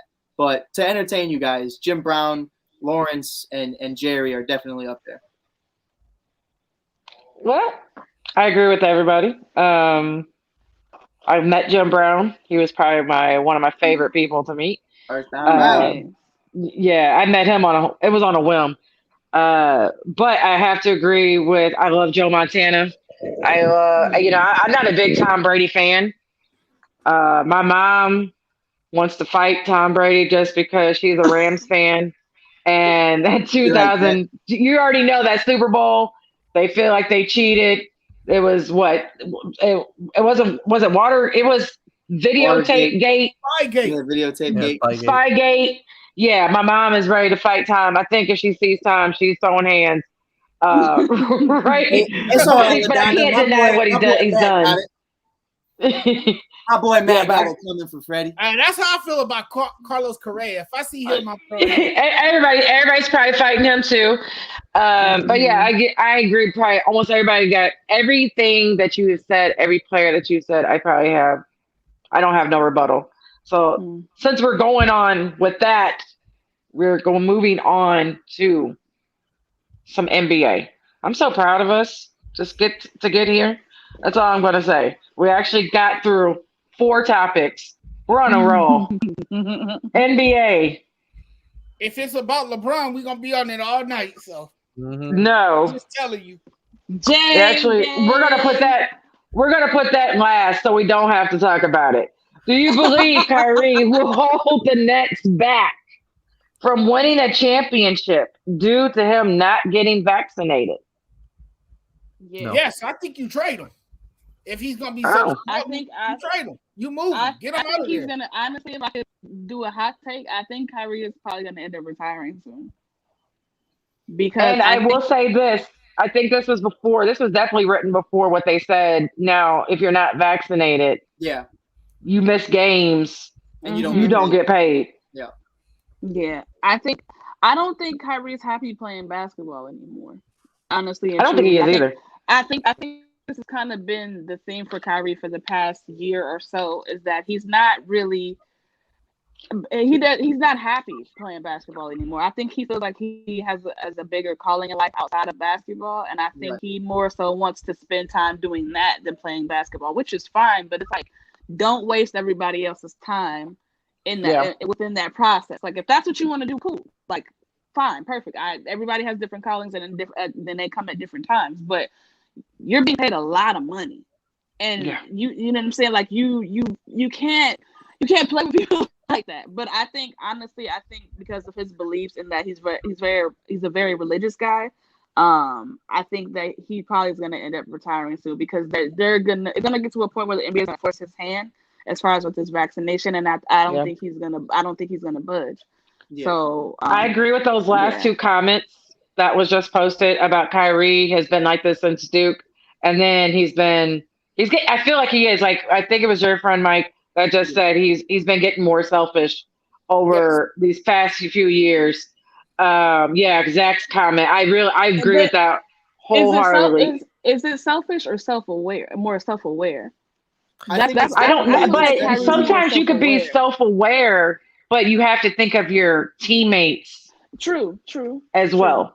Right. And to me, it's one of those things where I think agree, he Ray. is being self-aware. I think he's being so self-aware. I think he's caring about himself and caring about his body. Unfortunately, the job you have in the league you're a part of doesn't care about you being yourself first. It's all about you being on the court on the days you're scheduled to be on that court. You being at practice when you need to be at practice. You are in the wrong job to have those feelings, to have that animosity. You got to be like Kobe. You got to be like Mike. You got to be like Bron. You got to be able to give yourself to them. From this time to this time, here's your break in between. You can do what you want. You could be like Bron. You could go back to the gym and put all this money into your body, or you could be like Kyrie and travel the world and find religion, which is perfectly fine to me. But once that date comes, when we got to go to work, you got to be ready. Jonathan can't come on the stream 47 minutes in and expect everybody not to be like, where have you been? You kind of have to show up when you have to show up, or you're going to get fired. And to Kyrie's point, I truly do understand. I've gone through things, throughout this city, the things I've seen, the things, we've all had to do. It's definitely a big part of it where you look at it as you have to take care of your mental health, or it's going to eat you alive. And for me, Kyrie Irving didn't seem happy in Cleveland, and he hasn't seemed happy since. And I think he does need to explore that. He does need to have that conversation. I completely agree with you that Kyrie's just not in it for basketball anymore. His love for the game isn't there. Not that he doesn't love his teammates, not that he doesn't love New York or Boston or wherever. I think Kyrie doesn't have love within himself. And not to make this a TED Talk, but I definitely think that's something he needs to explore and expand upon before he is on a championship caliber team. And you got to take care of yourself. You guys, and I agree with you. You have to take care of yourself first. And I do hear what you're saying. He is on this mission, but like we said, if you're not, you need to take that time away. If you need to take that time away and try to figure out yourself, they could put you on the exempt list. Right. And you find yourself. And then if you don't come back, you don't come back. Yeah. And I kind of agree with John's comment here. You look at last year, he didn't play a good majority of last year and they were still able to be successful. So, I mean, does it hurt the team in the fact that he's not there? He just adds that extra element. Yes. But does it overall hurt the team's chances of succeeding? A little. I mean, not much. I mean, yes, you have someone of Kyrie's caliber, on the bench for, personal, religious, whatever reasons that he has for not getting the vaccine. But again, they've still managed to succeed with just James Harden and Kevin Durant. So And don't forget, we got Spencer Dinwiddie coming back, so it's not like they'd be out in the wind at point guard. If he's in Washington, Mike. I think he got traded him to Washington. He's gone. He got traded. Yeah, he got traded. But Jonathan, I'm sorry. Okay, Jonathan. Look, I don't think it so much hurts the Nets. I think if anything, it creates a ruckus. It creates a distraction. And that's something you don't want if you're on a mission to win a championship. Your team has to be focused on what's more important than winning a championship. Now, that's not to say that Kyrie Irving's mental health is not just as important, because it is. And I think we need to do a better job raising awareness for mental health. Destigmatizing mental health, because look, it's real serious, and this is what a lot of these players suffer from. And you got to remember too, a lot of these players are in the public eye, so being in the spotlight like that, it could put a lot on you, and it could really affect your mind. And honestly, guys, I don't think Kyrie Irving's been the same since Kobe's death. We don't know. I think it was before then. I think it was before then. Yeah, it was before then. I think it was way before then. It might have been, but what I'm saying is that it got worse. Kobe had it definitely got worse. Yeah. And then when Kobe passed away, you saw a different Kyrie. You saw one that wasn't as close to the game of basketball anymore. The guy who all of a sudden fell out of love with basketball. I mean, I think Kobe's death really hit him so hard that it has really affected his mental health even more so. And I just don't think he has the heart for basketball anymore. I think he has other things on his mind, like activism, maybe doing work in the community. I think that's where his mind is at right now. and not so much on basketball. But if Kyrie Irving's not going to play basketball, it's time to say, hey, you know what? I'm done. I'm not going to play anymore. Don't just show up for 10 games or 2 games per week and say, oh, I'm not showing up tomorrow. That's not being fully committed. You have to be fully committed to whatever it is you're doing. And if this is the end, now's a good time to just walk away from the game. Yeah. And what you got, Freddie? Listen here, Kyrie Irving is a special player. You talking about a player, a guy who can get buckets, a guy who can cross you up, go on the inside, mid-range, 3-point shot, clutch. He have all the tools. He have the bag. You talk about one of the best, most skilled players in the game. Kyrie Irving comes to mind. And when the lights get bright, we do know one thing: he shows up. But players always say they're going to do what's best for the team. Kyrie Irving. Everybody have a position on this vaccine. Okay, everybody do. But we know this is not a league policy. This is a state mandate, and it says that you can, if you're not vaccinated in New York and San Francisco, you will not play in indoor sports.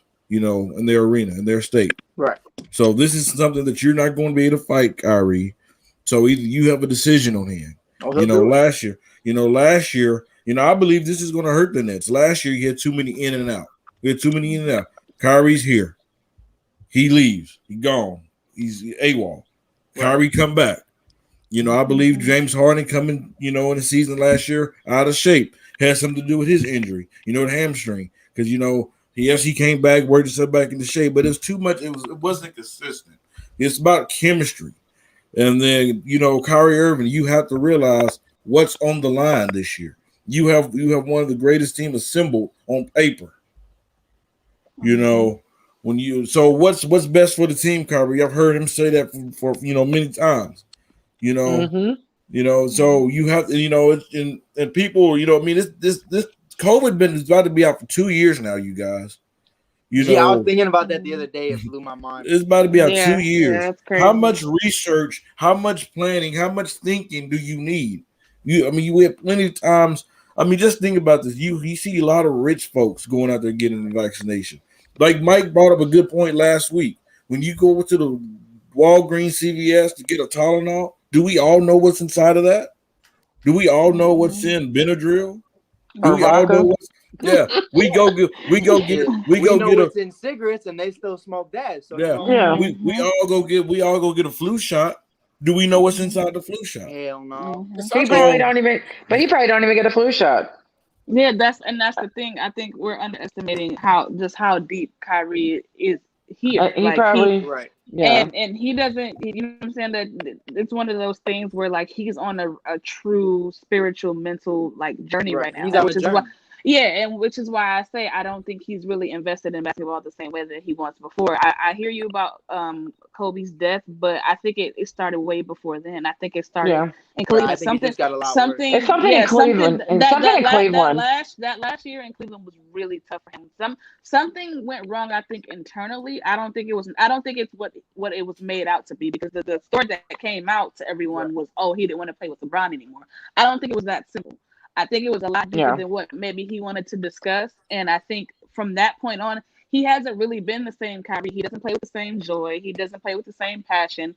He doesn't, as far as he's never really had problems with the media before. Then now all of a sudden he doesn't want to talk to the media. Yep. There's just been so many different vast changes in Kyrie's whole persona. To me, that's why I feel. Go ahead. I did want to say one other thing. It was brought up earlier that, he likes to do stuff off the court, which hey, we all like it. We love to see the work. But, you can chew bubblegum and walk at the same time, and Kyrie Irving, if you don't want to, do that, because, you are getting paid millions of dollars. Okay. You are privileged that, you're not working 8 to 5 every day. Yeah, so fame and fortune ain't everything, Freddie. Yeah, I understand that, Jonathan. I understand that, but he is fortunate. He's blessed like a lot of folks wish they was in his position. That's what I'm saying. He's not struggling at all. you know, and I mean, it's a tough situation, but you know, I mean, it has to be a How many decision games? made. How many games do you think that he's willing to miss? All of them. I all of them. Absolutely, it's absolutely. because I mean, there's 41 that he's going to miss just right now with you. Well, if you I don't count out honestly. Holiday. Honestly, there was report. I think he goes to the full strength of missing all the games. Right. Honestly, I don't think Freddie's point. I liked Freddie's point a lot. I think a big part of it is I think he'll miss all of them because of that struggle. And just like Freddie's point, he's not struggling right now. He has the money. He has the fame. He's in this position. But I think the problem is he has all of this right now. You know, and he's still the big thing, especially in Chicago, the biggest thing, when we've heard Derrick Rose talk about it before, it's this end goal. I want to be this. I want to make it out the hood. I want to make it out here. I want fame. I want fortune. Then you get that, and you're still unhappy. And I think the problem is I want to chip with Bron. I'm still upset. I still don't love myself the way I want to. Why is that? So he goes towards religion. He's trying to find these outlets to try to find himself, to really understand who he is. So I think he's going to struggle for a long time with that, especially, you know, like we've talked about so many times. I think the biggest thing was because of LeBron James, why he has these problems with the media. And Freddie, this isn't a shot at Bron. It's the fact that I feel like we really don't know how Kyrie feels about Bron. But the media twisted that so fast that Kyrie hates Bron. Bron hates Kyrie. Bron shut it down. But Kyrie won't allow you to enter his mind, and that's him. So you know what? Oh, my bad, Mike. Absolutely. No, you're good. One thing I will say, because, you know, even though what's going on in your personal life, the greatest story I ever heard, man, was Kobe. You guys remember what he was going through back in the day. Right. You know, with the lawsuit. Yeah, we all know that. And it just amazes me how a man can be going through that and still go out and balls, drop 40, 50 in a basketball game. Still going through that because you know. It's in your back of your mind. Well, sometimes that's a form of therapy too for the player. Right, but that's definitely the point that everybody's different. Everybody, that's what I just want to show you. I just want to tell you, he's going to lose just for those 41 games, $820,000. I don't think they're saying, and I don't think he can. And to him, that's chump change. But I will say this. To be honest, it's chump change. I will say this. I don't think the Brooklyn Nets. I'm gonna say this because Stephen A. Smith reported this. He said if it wasn't for KD, you know, Brooklyn would entertain a trade for Ben Simmons or Kyrie Irving.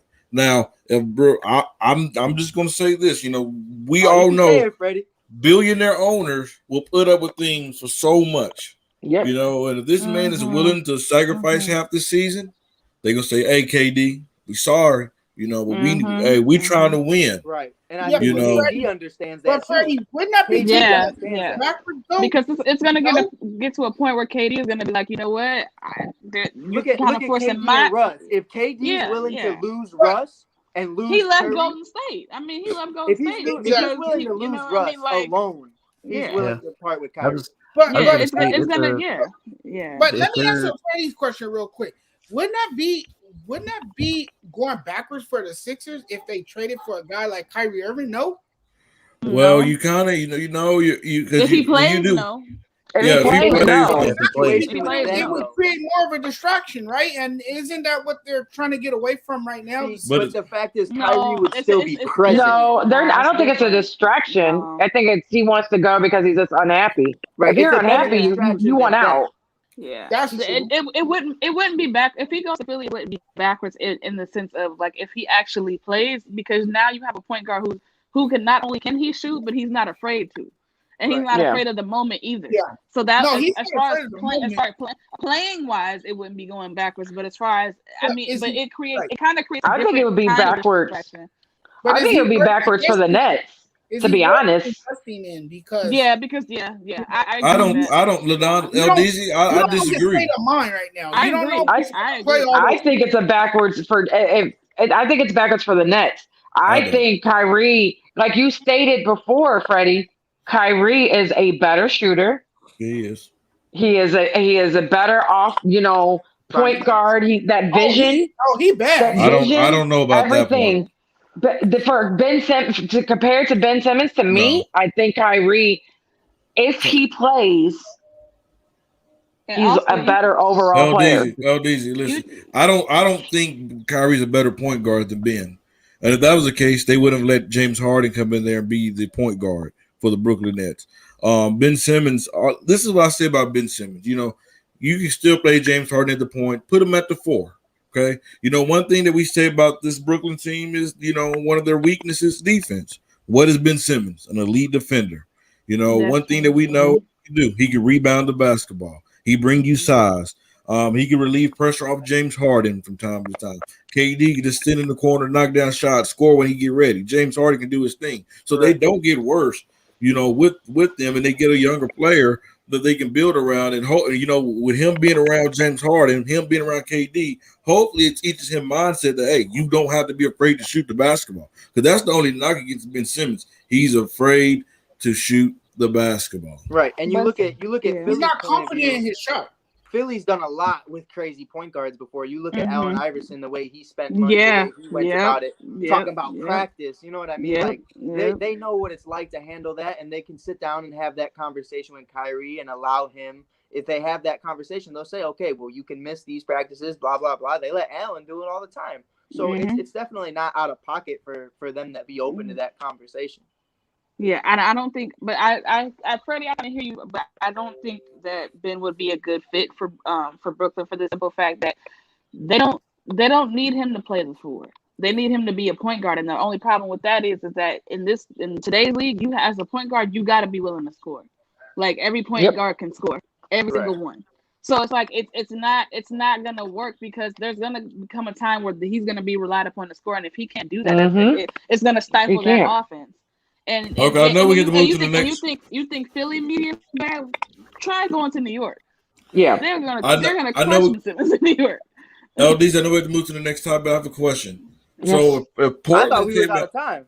I extended the time. He extended it. You ain't see the chat. Look at the chat comment. Yeah, bro. Hey, we got a lot of viewers right now. Shout out to all our viewers. We're gonna give out free T-shirts and everything like that. Thanks, everyone. Hey, Ldeezy, I gotta ask one last question before we move on. So Portland calls and said, hey, we'll take Kyrie off your hand. We'll give you Dame. Oh, I mean, that ain't happening. Well, that's not happening, but you gotta take it. I was gonna say, hey, the Lakers, our chance is over. Our chance will definitely be over. What? There was one other name that I had. There was one other name that I had that would, I think, be just as good as Kyrie, if not better. Again, it would never happen, and Kyrie would go to the same situation he's in now. Kyrie for Steph Curry, and you'd still have that connection from the Golden State days with Kevin Durant and James Harden. Yeah, Steph ain't leaving the I don't think that's gonna. I think there's a rift. I think there's a rift between KD and the little light skin. I think there's an issue that we don't know about between the light skinned brothers, both of them. Ignore the background. It's bedtime. So ignore the little person. But I think there's a rift between KD and the Golden State. I call them the Golden Boys. You got Kyrie house right now, Ldeezy? You call them the Golden Boys? I call them the Golden Boys or the light skinned brothers. And KD and my son have the same birthday. So if my son is so emotional like KD, I am throwing him out the window. I swear to God, he better not be as See, these already emotional like him. This is Now the dog's crying. I agree with you on that, though. I think there is a rift between Steph, Clay, and KD. I think it's an ego thing because both sides feel like they didn't need the other side to win. Right. And they'll never talk about it because obviously they were successful and they did win. Draymond will talk about it. Oh, Draymond would definitely be Draymond. Oh, for sure. But I do think that there is a rift between them. I think on KD's side is that he was never going to be beloved in Golden State the way that Steph was, even though he was the main reason why they were able to win those other 2 championships that he was a part of. And I think on Steph and Clay's side, it's like, well, we had success already, so we didn't really need you to come in. You know what I'm saying? We just brought you along because we knew it was a short shot. We knew nobody was going to be able to touch us at that point. But one thing that we could tell that Atlanta, we could definitely tell that when Draymond and KD had their outbreak on the sideline, normally the leader, which was the franchise player Steph Curry, didn't say a single word. He didn't say He a didn't single say a word because or anything. Draymond echoed what everybody else was thinking, but was too afraid to say. That's what Draymond, that's what it was. Draymond will tell you everything that's going on in his mind. Hey, did you guys see his media day shirt that he wore yesterday? I did. I missed it. I missed that. Oh shit. yeah, well it was Photoshopped though. That he Oh, it was. Oh, I think yeah, it was Photoshopped. Freddie. I think. Yeah, I don't think that would have flew. I don't think that would. Yeah, no, it was Photoshopped. Oh, okay. Because I love it. I would have loved to see it though, because I mean when they played against KD, he was gonna light that ass up. It was pretty dope. But yeah, it was pretty funny. Hey, LDC, throw this next one out. This next one's gonna be hot. I'm gonna throw this next one out because I'm scared to even ask because I already know he's all excited. We're not gonna let him make topics no more. Would you rather have Bron's IQ or Kobe's Mamba mentality? Oh, I got that one all day. That's easy. Can I go first, please? No, you're going last. You're going. Freddie's going last. We're gonna let Jonathan. Jonathan, we'll let you go first. Kobe all day, baby. Kobe Bryant. He had the Mamba mentality. The guy, man, he brought it every night. I hate this question. This is a guy who hated to lose. He was the definition of a true competitor. Played the game very hard. Got on his teammates if they didn't give 110%. Kobe, man, was definitely one of the best players in Laker history, and we will always remember him for his Mamba mentality. Mm-hmm. I mean, he not only did he play his heart out on the basketball court, but he did so much in the community, and he made an impact off the court in a big way. I'm not saying that LeBron didn't either, but what I'm saying is that LeBron doesn't match Kobe's intensity. Kobe was a different player from another planet, and he played so hard, and it was just amazing to watch the man. And I can say that I was fortunate enough to see his entire career, and I appreciated it. I embraced it. I cherished every moment of it. And I would always pick Kobe over LeBron any day, and that's no disrespect to LeBron James. Alana. So the question was, would you rather have Kobe's mentality or Bron's IQ? Yes. It wasn't to talk about Kobe's greatness or what he's done in the community or what he's done. No, it was just asking about Bron's IQ or Kobe's Mamba mentality. Exactly. Sorry, I added all that in there. I wanted to make sure we understood the question. That's all. No, you're good. So for me, and I would go Bron's IQ, and here's why. And this is no knock against Kobe. Obviously, we all know how great the Mamba mentality was, and we all know how great of a competitor Kobe was.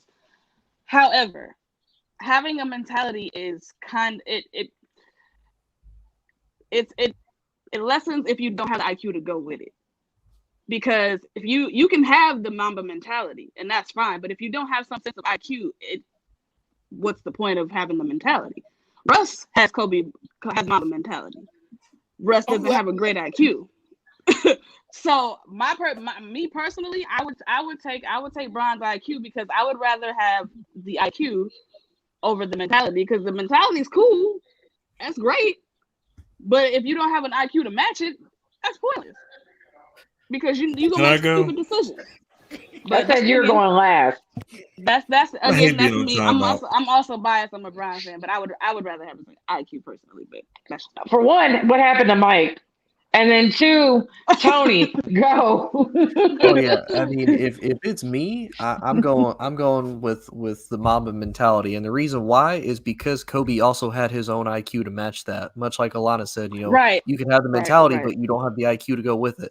And again, no disrespect to LeBron, but what is LeBron's, not only with his IQ, but what mentality does he bring with him? Who is one of his biggest idols that he goes after? Kobe Bryant. So he has that Mamba mentality as well. And Freddie, don't give me that look. Who was one of the most upset individuals when Kobe passed away? It was LeBron James, because that man made an impact on him. That is part of the motivation that got LeBron to go to that championship for the Lakers was for Kobe Bryant. So to have that Mamba mentality. Can I ask a quick question? Are we when we ask this question, are we comparing the two, or are we just saying mentality versus IQ? Because I feel like it's getting kind of. I don't know. I don't like the question. This is Freddie. I don't like the question. No, actually, I'm gonna tell you. No, listen, I'm gonna tell you where I got the question from. Mark Jackson was doing their interview. I know, I saw that. Shannon Sharp, and I just thought it was pretty interesting, So that's where I got the question from. Can I go now, Ldeezy, please? Oh my God, yes. Let Freddie go. No, Mike didn't get a chance to go. Mike didn't get a chance to go. It's supposed to be Mike's turn. Go, Mike. Thank you. Jesus. It's Kobe. It's Kobe all day. I'm with Jonathan. I'm with Tony. I didn't hear what y'all said, but I know it was Kobe at the end of the day. And it's Kobe for the one simple fact that Kobe, it wasn't for you. But but what I'm saying, are we comparing comparing so Kobe good and Bron? Are we comparing Kobe and Bron, or are we comparing mentality and IQ? Y'all keep mixing the two. It's so we're comparing mentality and IQ. You know what? I think it's a combination of everything, really. Can I ask you a question, please? That's a conversation in its own. But for me, it's one of those things where Kobe's mentality is more than basketball. See, with Kobe's mentality, I could take that into my job after basketball. I could take that in my life. Good point. Take that into everything I'm doing in this world. With Bron's IQ, if it's basketball IQ, it's strictly basketball. Kobe's mentality was so much more than just what he did on the court, what he was doing for the NWA. What him and Gigi were going to do for the NWA was going to be insane. And I don't care if anybody says, oh, it never would have worked out. Anyways, WNBA. WNBA. Listen, it's late. We know what you meant. Give me love, but go Sky. But it's definitely one of those things where I'm looking at it right now as Kobe was so much more, with mentality-wise, was so much more than just basketball. This was this man going through injuries. And Freddie, I'm just waiting for you to say some suspects. You already know he's going to say something. You can go. I do want to add one thing. Let Mike add his one thing, and then yes, you can go. And I agree with what Mike said. The mentality that he took into everything that he did, because you look at Kobe. Kobe probably did it in one of the best ways possible. He focused on the game. He didn't worry about his outside business yet until he got towards the end, and then it's okay. I'm not going to focus on much as basketball. I'm focusing for my career outside, and he was able to balance it and do it in one of the best ways possible. So that's why I say the Mamba mentality. But Freddie, it is all you want. I agree with that. Listen here. Oh God! I gotta go with the Kobe Bryant, the greatest Laker of all time. Mike, you brought up a wonderful point. I was so proud when you said this. I was so proud, Mike, when you said this. I was gonna say it. This man did something more than just on the basketball court. He had people saying, "You know what? I'm gonna go to work with the Mamba mentality. I'm gonna do what I do outside of a sport with Mamba mentality." And you know what? Let's not disrespect Kobe, because his IQ is just as high as LeBron's. Okay, he was very smart. Matter of fact, he took his IQ to a whole nother level. I remember him saying that he studied the referee book to see what kind of calls that he can get away from. Like, that's just some. You don't even you wouldn't even think is doing something like that. Correct. Yeah, but you talking about the Mamba mentality that do whatever it takes to win, who don't team up with these players, who do not build friendships to work outside of the court. That's that Mamba mentality. There's no soft spot. Only time we've seen Kobe get soft was his last year in the NBA. We've never seen him be as soft as he was in his career. That wasn't Kobe. Because that mentality, he wasn't gonna let that in. That's one thing that he said, that he did not want people to see that soft side of him, to try to use that as a weakness. That's one thing that he had to push players away. People forget this, that him and Tracy McGrady was so close growing up that he had to close that relationship, because he wasn't trying to get defeated. He did whatever this man did to win for basketball. This man, just think about what he had to go through to win basketball. I mean, like I mentioned when he had the case, just think of that mindset. Most players would not be able to come out of that situation. Most players would run from a situation like that. They would not be able to perform. And let's be real.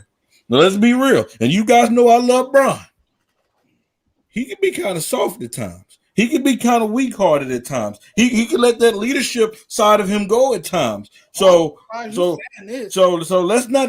Hey, I'm calling a spade. But when I come to Kobe, he didn't run. 20 years at LA, he didn't run. Him and Shaq built that house that LeBron is living in right now. Let's not forget that. I'm so proud of you for saying that LeBron is soft. We need to write this down. It's a soft moment. But hey, whatever the moments, we need to write this down. September 29th, 2021, that you mentioned this shit, because we know next week you're gonna say some off the wall shit. Actually, in 2 minutes, we already know you're probably gonna say some off the wall shit. I might surprise on that one as well. And I'm gonna be honest with you. I agree with both sides. I'm not a fan of neither one. I'm a fan of Kobe fan? their game. I'm not a Lakers fan. I respect Kobe and what he did for the game. I've met LeBron and I respect what he's done for the game. Like what Freddie said about the Mamba baton.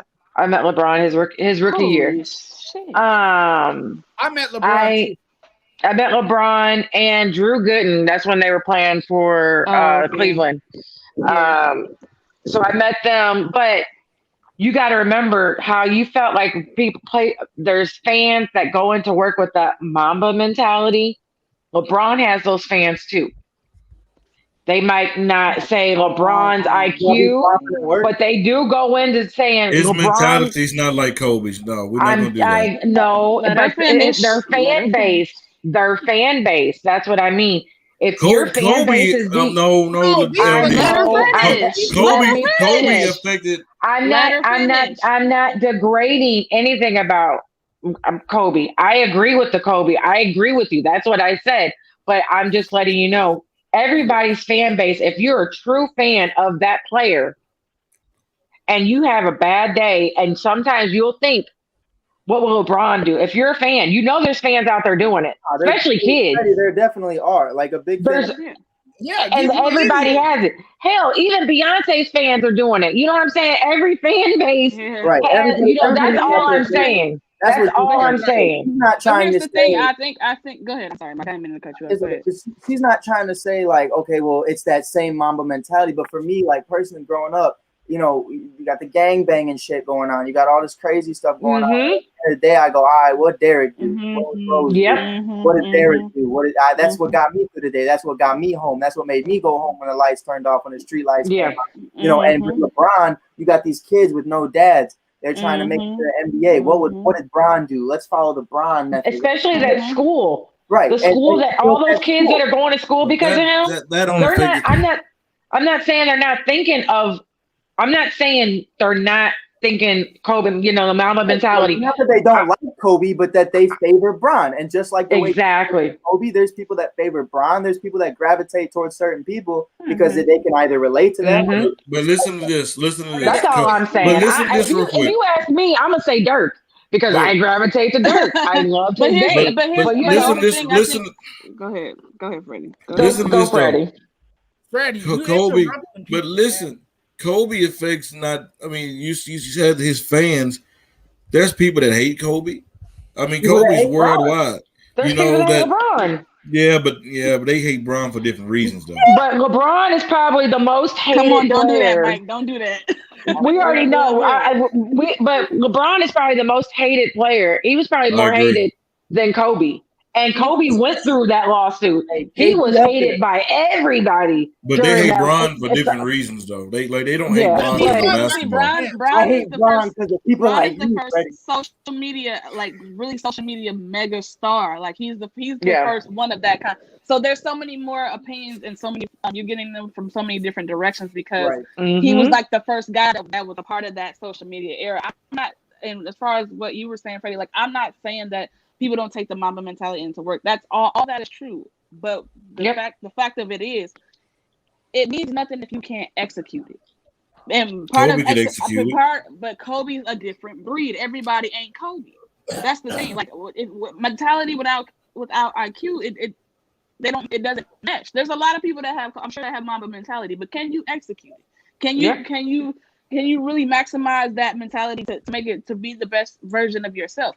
The answer is no for most people. No, it's not.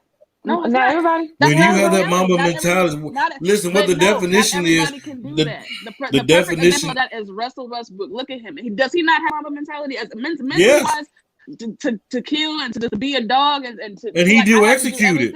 And he do execute it. Westbrook executes. Yes, this man has averaged a triple-double 4 years out of the last 5 years. What are you talking about? I think trust me, Freddie was my fan, man, until he joined the Lakers. Back at it though, and we go back to the last topic. Kyrie's a perfect example. Kyrie has the IQ, but Kyrie doesn't have that mentality to be able to ignore the background, to be able to ignore the noise. Kyrie doesn't have a hard mentality. So I think that's where she's coming from. Russell Westbrook exactly. executes in different ways. You get what I'm saying. Yeah. Like that's basically what I'm saying. It's like, you know what I'm saying? I guess the point I'm trying to make with Westbrook is that he has that dog in him. That meant like I said, he's from LA. So he comes from that, he grew up in that Kobe era. But what is Russ's greatest strength is also Russ's greatest weakness. But because you can't say he don't execute. He doesn't. You can't say he don't execute. He's only arguing this because he's a Laker now, Freddie. He doesn't execute when it matters. He doesn't make great. He's not a great decision. What are you talking about? Well, give me an example, bro. If this man, why did KD leave OKC? Was KD not a part of that? Did he not step up in that last game as well? People always want to put it on. People always want to put it on Russ, but nobody want to put it on KD. He asked the question though. He asked the question because him and Westbrook didn't show up. Oh, okay. That's not it. Okay, since that's that's the same thing like Ben Simmons. We gonna go to this last question.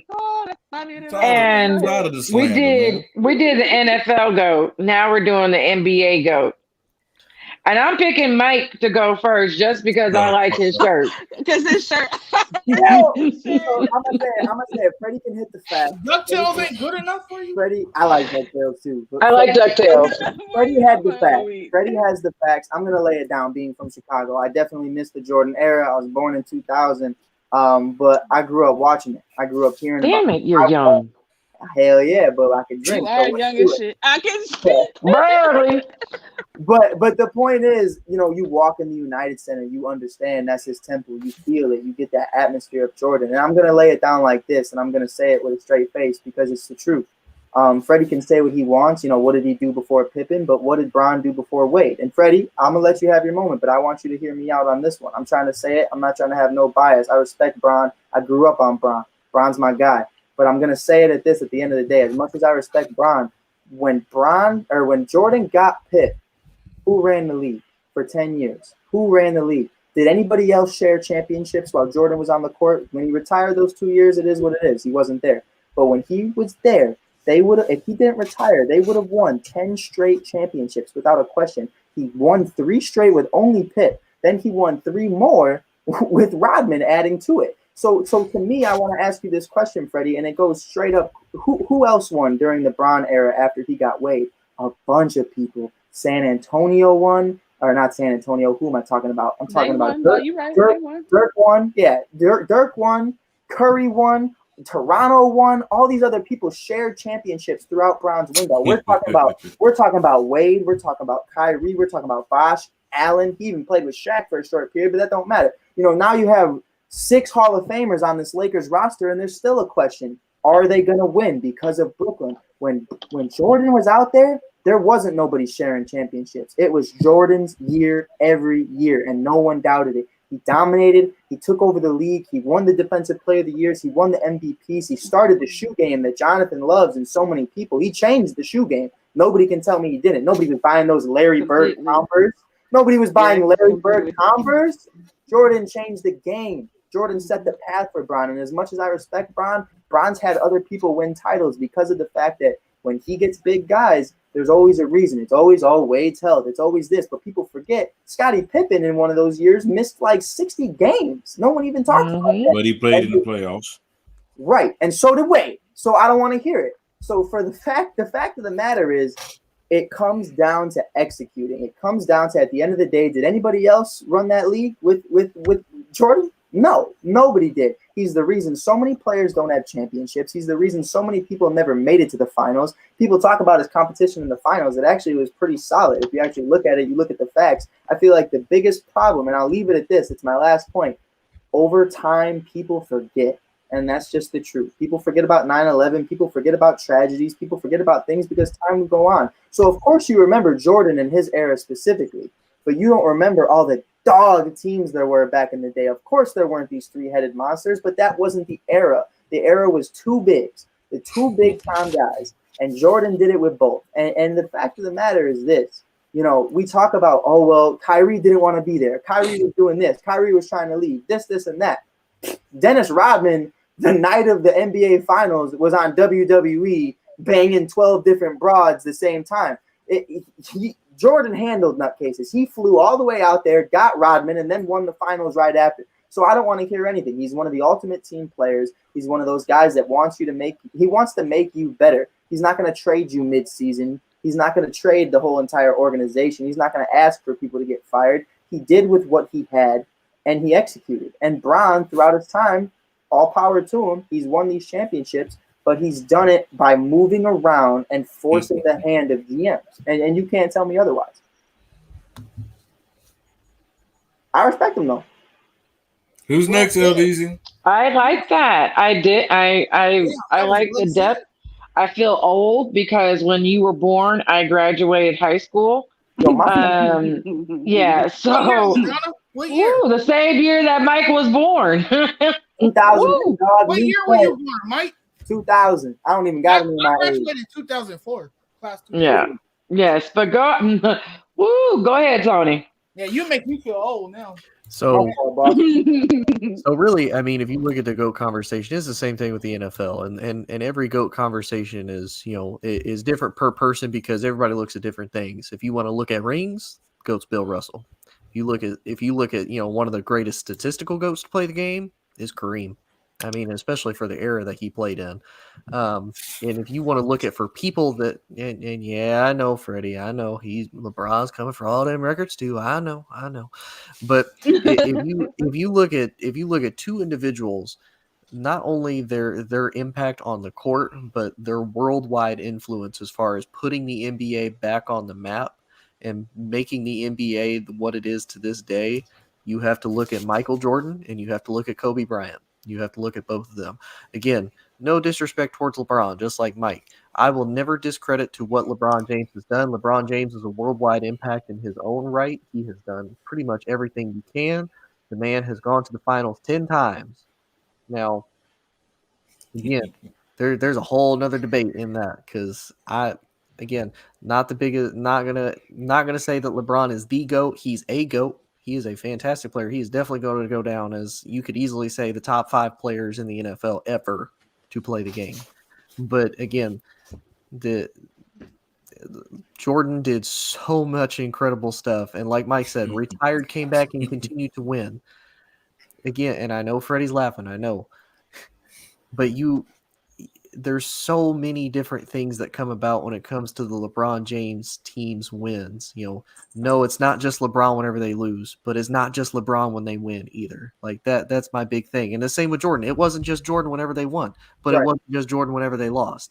Like that's my big problem is the NBA, every team, it is a team effort. And yes, LeBron is 9 times out of 10 the driving force behind that team's success.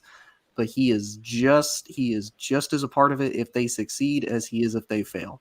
Right.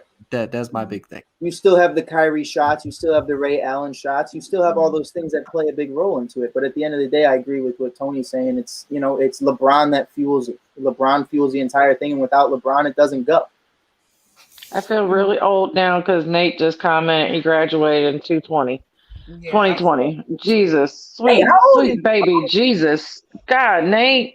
You could have kept that to yourself. 19. Like, for real. Is Nate 19? For real? I got teddy bears older than you. Like, real talk. Like, I'm already 36. Damn. Freddie, I'm gonna surprise you. You're next. Oh shit. All right, listen here. Listen here. Here comes the teacher. No, teacher time. Let me tell you one thing. I've been at school all day, Freddie. I was quiet while everybody talked. So I'm gonna allow my time. I expect the same thing. People tend to forget the rough times with Jordan, but they love to bring it up when it comes to LeBron. It's always funny with his narrative. See, nobody want to mention the 3 or 4 times Jordan got bounced out the first round before Scottie Pippen got down there in Chicago. Nobody wanted to mention that. Nobody wanted to mention the hard times Jordan had to go through. But nobody want to mention what LeBron had to go through when he got drafted by the Cleveland Cavaliers. Got drafted around bums. Got drafted to a general manager who did not want to put anything around this man. Nobody want to mention that he was a young kid leading bums to the finals. Nobody want to mention that. But they want to mention that he goes run and play with D. Wade. They want to mention the players that he teamed up with. See, that's one thing that we have to be fair. I forgot who was Tony or Mike. Tony said that Michael Jordan did stuff off the court.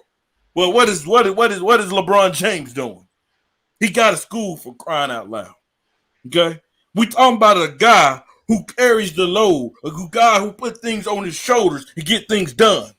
One thing I know, I can say that this man has put bums on his shoulders for years, and take them there. Then I'm still talking.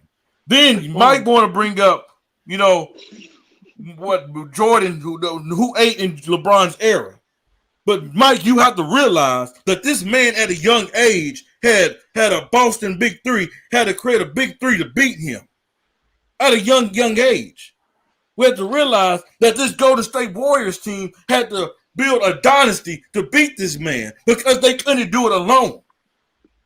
Kevin Durant had to join the Warriors because they could not beat this man by himself. This man made dynasties to be created while he's in this league to beat this one man. So the respect need to be there when it comes to LeBron. This man was a player who's not known to be scoring. In the next year or two, he's going to be the all-time leading scorer. That he's not known to be a scorer. Who can give a crap about scoring? We don't give the respect when the respect is due when it comes to LeBron James. But you know what? It's going to be the same situation, just like when it was Kobe. We're gonna miss a LeBron James. We took this man. You're going to say you took him for granted. One thing when it comes to Michael Jordan, he has the mindset. He has the killer mindset. He do. But name 2 things other than scoring. Name everything other than scoring. Do Michael Jordan do better than LeBron? LeBron is he's a better all-around player than Michael Jordan. He's a better assist man. He's a better rebounder. He blocks shots better than Jordan. Only thing Jordan have over LeBron is 2 things. Scoring, and not really because LeBron about to be the all-time scoring list. And do you know if he shot the ball as much as Jordan did, this man could average 30 for his career? 30? And then defense. Jordan do have an edge on defense. But other than that, LeBron is a better overall player when it comes to comparing to Michael Jordan. And that's all I got to say.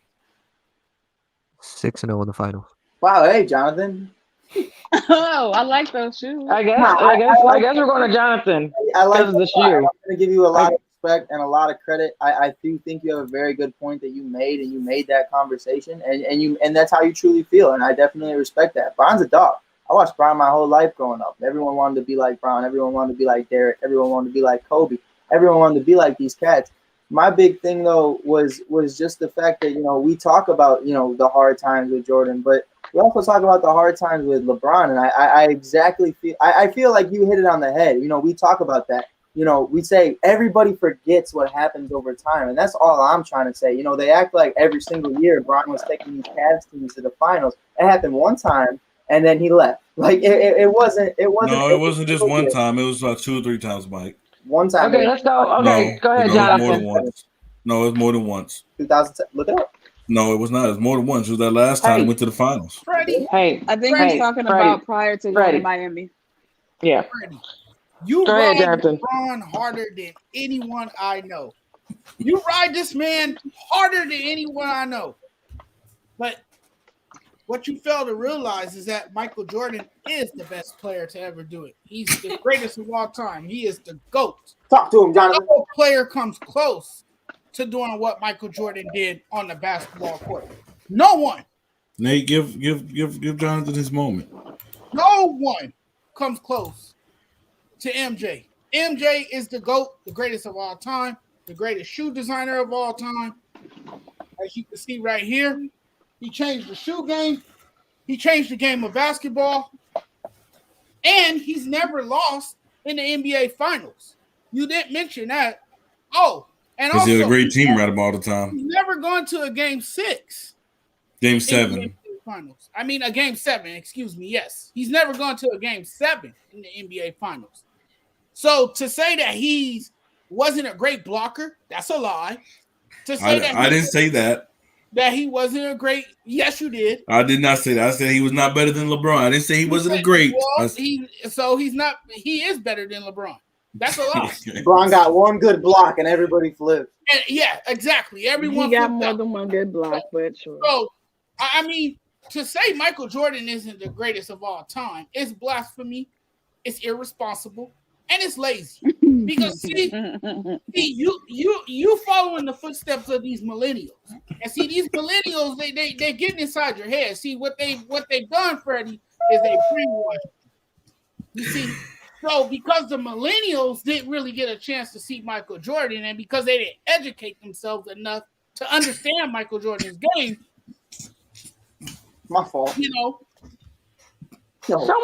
Somebody mute Freddie. I'm just laughing. This is funny. No, it's real talk. Hey, Mike is a millennial. No offense to him, and he understands Michael Jordan better than you do. It's just because Mike is very biased because he's from Chicago. Actually, you're a millennial too. I don't like that argument though, Freddie, because I ain't no millennial. Can I just say you are a millennial? You are actually. I'm not a millennial. I'm Gen Z. I'm actually Gen Z. I'm not a millennial. Yeah. Oh, you're a millennial. But I get Jonathan's point, but here's mine for Freddie real quick. I have no Hey, Mike, real quick. Jonathan's over there mad because he said he's a millennial. Yeah, you're a millennial. Yeah, I'm not a millennial. You're a millennial, Jonathan. I hate to tell you. But go ahead, Tony. Yeah, to credit Mike's point, LeBron James made his first NBA Finals in 2007, and then it wasn't until he joined the Heat that he went to 4 straight finals in a row, and then he's been to the finals almost every time. That's not what I said, Tony. If you want to correct me. Yes, it is. But that's not what I said. Hey. Tony, it's not what I said. What I said was, if you're gonna repeat what I said, I didn't say what year. I said he took bums to the finals in Cleveland. I'm talking about that team. And that last time they went to the finals in Cleveland, who was their second best player? Who? After he went to Miami and he came back? Kyrie? 3 times. No, Kyrie wasn't on the team. One bad Cavs team. One. No. He had Jordan Clarkson. He had Jose Calderon. How do you say his name? And then he had bombs. The year who'd he have? He had D Wade, D Rose. He had everybody. They was not on that. They was not on that. Mike. They was not on that finals. Hey, Tony was still talking. Oh no, that was it. That's all I had. Okay, you're done. Yeah, but okay. I do like what Freddie said. Okay, hold on. We got one more person. We got 2 more people actually. He's talking about I'm stopping all y'all. So here's what I'll say. I'm a LeBron fan also and as well, but I'm a little more. I think I'm a little more reasonable than Freddie. So I wasn't reasonable. Okay. No. I think, and also kind of before I get into my point, to kind of echo Tony a little bit, is that I feel like the GOAT conversation is subjective, no matter what sport it is, because everybody's requirements for what makes a person the GOAT are different, and the eras are different, the times are different, the competition is different. However, I'll say this, and to answer your question, Mike, because I was actually born in '91, so I got to see a little bit more of Jordan than you did. Nice. Right. I didn't see any of it. Yeah, exactly. So it's kind of funny coming from a 2000s baby that Michael Jordan is the GOAT, being that you didn't really get to see him in real time. But we'll discuss that at a different day. Now what I'll say is, for me, LeBron is the GOAT because I feel like he's 5 positions in one. Honestly, like there's not a single thing that LeBron cannot do on the court. And he's been able to develop his game, coming straight from high school. He came into the game where the era was still really tough, where there was still there. It wasn't as soft as it is now. Yes, sister. It got soft after the mess in the Palace, which I don't think people give Bron enough credit as far, because a lot of people like to say, okay, well, LeBron's soft, he flops, whatever the case. Fine, I'll give you that. But what you have to understand is that LeBron adapted to what the game turned into. And what the game turned into was a lot more. It's a lot more ticky tack when refs call fouls now. So it's like he's playing to that shrink. Because let's be honest, he's 6'8", 260. Like he's not gonna get a traditional foul call. He's gonna have to act a little bit. So it's like he overdo it sometimes. But it's like Kobe reading the ref playbook. Yeah, it's along the same line. I mean, even Kobe adapted to it too. Once that was kind of what the president of the league was. Kobe kind of did the same thing. Now he wasn't as bad as LeBron, I'll say that, but he did the same thing as well. But to me, like I said, LeBron is 5 positions in one. He is a leader. He's one of the best leaders, honestly and truly, because he brings the best out of his guys. And like Freddie said, and I'll agree with him on this point, he has worked with bums and made them look great and got bums contracts that they didn't deserve. So, and that's a very slept-on factor for as far as a part of LeBron's game. Like Timothy, what was his name? Timothy Miles. Took a bomb to my Lakers. 70-something billion dollars. He got Tristan Thompson $80 million. There's no way in hell Tristan Thompson deserved $80 million. You can't convince me that man deserved $80 million. Because what has he done since then? Nothing. Nothing. So Jordan couldn't get Scottie paid. That's a really major factor to me, is that he was able to work with a little bit of nothing to make it something. Now, to answer Mike's question, I wish he was still on here because he kind of veered off a little bit. But what did he do before he got to Miami? He had 2 MVPs. He had also led his team to the NBA Finals. Now, granted, they got by the San Antonio Spurs, which that team had no business going to the finals in the first place. Let's keep it solid. And then once he went to Miami, obviously he got the 2 championships. They lost twice. He went back to Cleveland. That first championship that Golden State got, a healthy Kyrie and a healthy Caleb, they win that. Matthew Dellavedova was his second best player.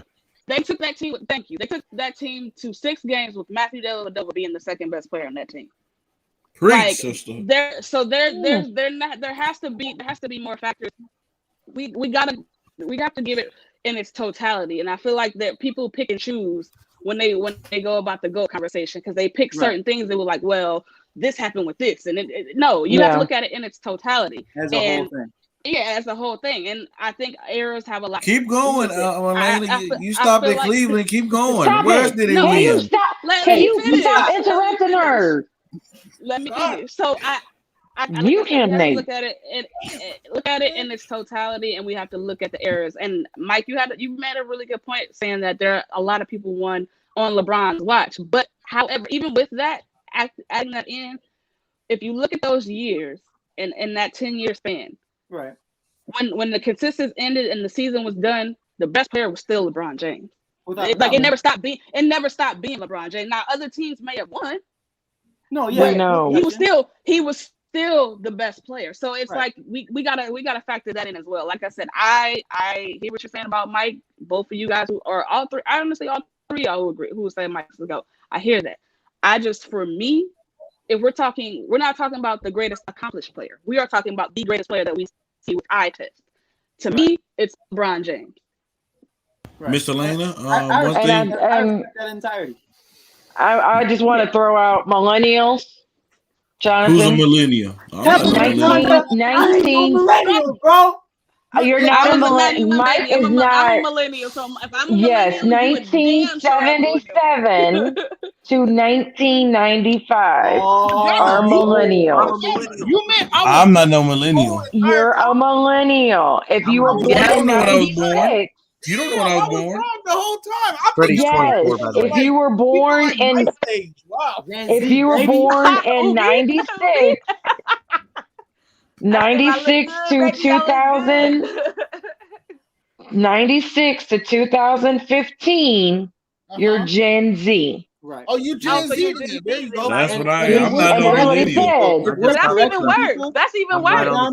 I'm no millennial. Really quick, Freddie, I got. So you're a Gen Z. You're a Gen Z. Gen Z. Oh, so you're young as shit too. I'm Gen Okay. X. I don't Yeah, wanna hear it that. says right here, person reaching young adulthood in the Gen X is 1965 to 76. Well, Jonathan's mad when you said he was a Yeah, millennial. he's mad. He's mad as shit. My bad to ruin your day. I'm just happy I'm not Gen Z. I thought for sure I was Gen I Z. feel like Freddie mentioned that. Yeah, I ruin people's hopes and dreams. Well, What did you say, Mike? You learn stuff Hey, hold on, every you day. guys. Hold on, you guys. What did you say, Mike? My laptop died. I didn't get a chance to bring it up. You mentioned that Mike's the reason Scotty didn't get paid, but just to correct that, Scotty didn't get paid because he foolishly signed a contract early. He got lowballed. It was unfair. Yep, that's Scotty's fault. That's on Scotty. Scotty's the reason. Scotty was in a desperate situation because he grew up dirt poor. He had a big family, and he wanted to give them all the bag quick. And he didn't understand. Credit, he's made a lot of money, but he deserved more. And they played that, and the Chicago Bulls management played on that. That was awful. That was awful. That contract, they played on it, and that's you can't blame MJ for that. You know, I'm just glad that we all agreed that Bron's the GOAT. This is the first time Actually, this ever happened. you know, I'm just gonna be honest. Let's throw a loop because I don't care for neither one. My favorite player was Vince Carter. I watched him from college. He was supposed to be what Kobe was, honestly. I watched him from college. I watched him every team that he played on. I cried when he retired. Like, I am a true diehard Vince Carter fan. And just know though, Luka's coming. And we're gonna leave it at that. Oh yeah, you already know how I feel about Luka. He gotta wait till Bron leave. But go ahead, hey Nate. I like Luka. Go ahead, Nate, because you've been waiting. You've been patiently waiting. So I'm not a big fan of the GOAT conversation, but I do want to point out a couple of things. One, I get what you're saying, Freddie. I get it. However, that is not what you said on Real Talk. What did I say on Real Talk, Nate? A while back, you said, now where's the proof? Where's the proof? The video. Mike, be quiet. Let him talk. You said LeBron is no longer the GOAT, and that would go to Michael Jordan. You said that, not me. I did say that. I remember that. I do. Freddie, what the hell? You know why? LeBron punked on us. LeBron punked on LA when we missed this playoff. I was mad. He punked on us. Yeah. He had no heart. I said that too. Second thing I want to point out is I don't like it when people say this person is the GOAT because of rings. I hate that argument. Thank you. It's a bad argument. I hate that argument because people make stupid points off of it. It sure do. You are correct. That's why my point was more about dominance throughout the time he had a great team rather than the championships that he won. It was more about, once he got that established team, once Bron got Wade, once Bron got Bosh, they still went 2 for 4. Like that was easy to dominate on a good team. That's what I was trying to say, though. That was my point, was the fact that, you got that stacked team and then what happened? You know what I mean? Yeah. But he dominated on bad teams, though. That's even better than a good team. I wish when I kind of responded to that because that's true, but we're right, not, and I love your response. Thank you. I appreciate your response. We're not humble to meet me because your responses are crap. Mike, I love you, my brother. We're talking about greatest, like as far as just attributes and what we see on the basketball court. To me, it like they're 6'8", 260. First of all, you can't teach that, and second of all, like it's built different. It's built different, and I mean, you basically have Michael Jordan, Magic Johnson, and with Hakeem Olajuwon's footwork and like combine into one player. Like Right. that to me classifies it as the GOAT. Now we're talking most accomplished and greatest winner. Then by far Jordan is the best. No, it'd be Kareem Abdul-Jabbar. Or Kareem. So I mean, Bill or yeah. You can debate that either way it goes. But if we're talking about pure player, pure skill, the GOAT has to be LeBron James, bro. Now I will say this. I have a question though. Why is your conversation different in football than why isn't it Patrick Mahomes or someone like that? Because Tom Brady's not the most gifted or talented. He's sure not. He's not. Not at all. But I mean, when we watch Tom Brady play though, like it's about how he executes. It's the execution, and that's how Jordan executed, and Bron failed to execute. No, you got trapped in that, Elena. You got trapped. You got a little bit. But listen, I will say this. One thing that I wish LeBron had for Jordan is that mindset, that killer mentality. That's the one thing that I can't stand with LeBron. To me, he'd be the GOAT to me. Yeah, that's one thing I can't stand because last year in the playoffs, I seen LeBron just fold. I seen him fold, and he didn't go down with a fight. And that's one thing that just made me mad. Like, if you're going to lose, go down with a fight. You know, that's one thing. Can we say in those playoffs? Can we say it again? I said, can we say he was 100%? He played. That was no excuse. That ain't going to show me no problem. If you're in the playoffs, nobody going into the playoffs is normally 100%. Yeah, but if you're in the playoffs, you got to play. And I feel like I'm not the biggest fan of LeBron, but I kind of agree with Freddie again. Damn it, that he kind of passing the ball. He kind of just gave up, and it's like you never saw that with MJ. Right. I'm gonna say this with Ldeezy. I'm gonna say this. He do that again in LA. This not Cleveland. This not Miami.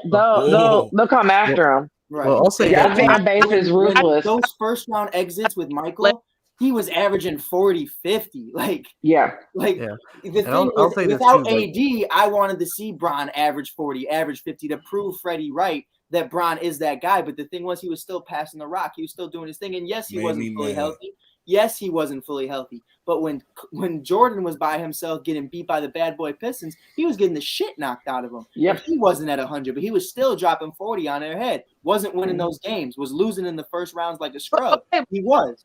So are we totally skipping over Bron's first 8 years in Cleveland, like the two MVPs and I'm not forgetting. No, I'm not forgetting. We're talking about last year how he choked in the playoffs. We're talking about last year. We're just talking about last year how he kind of folded.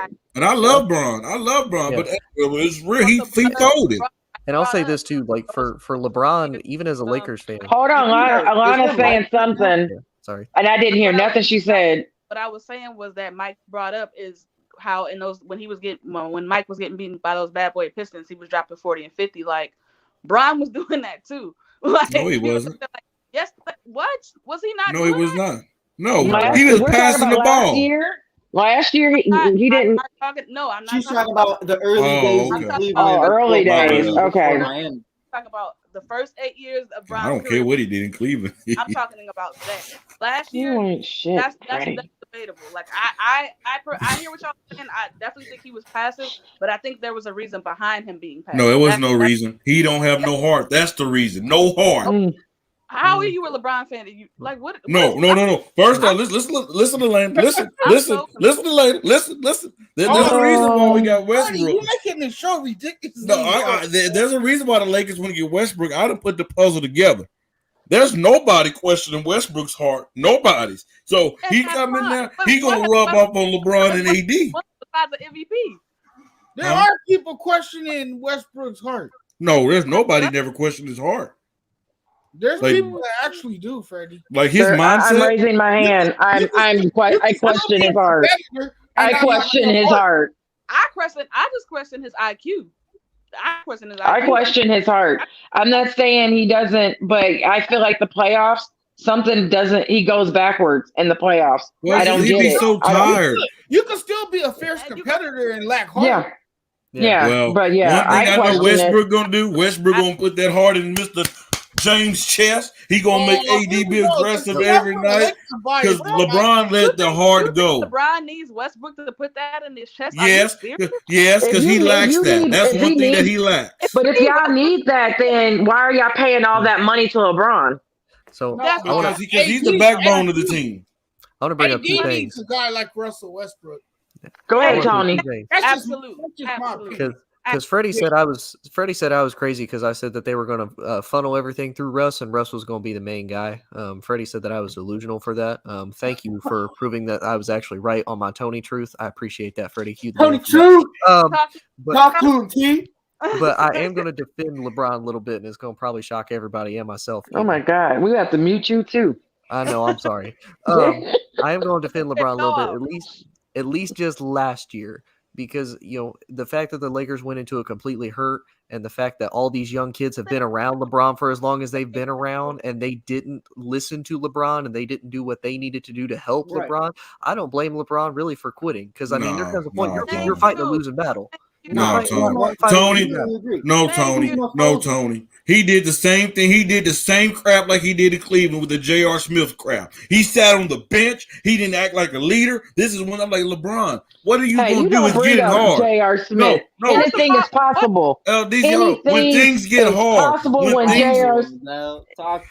When things get tight, you just gonna start showing your demeanor. You just want to start showing your arrogant ways. Like, no, you can't do that. You're the leader. I got a question for you, Freddie. Since you and I love Bron.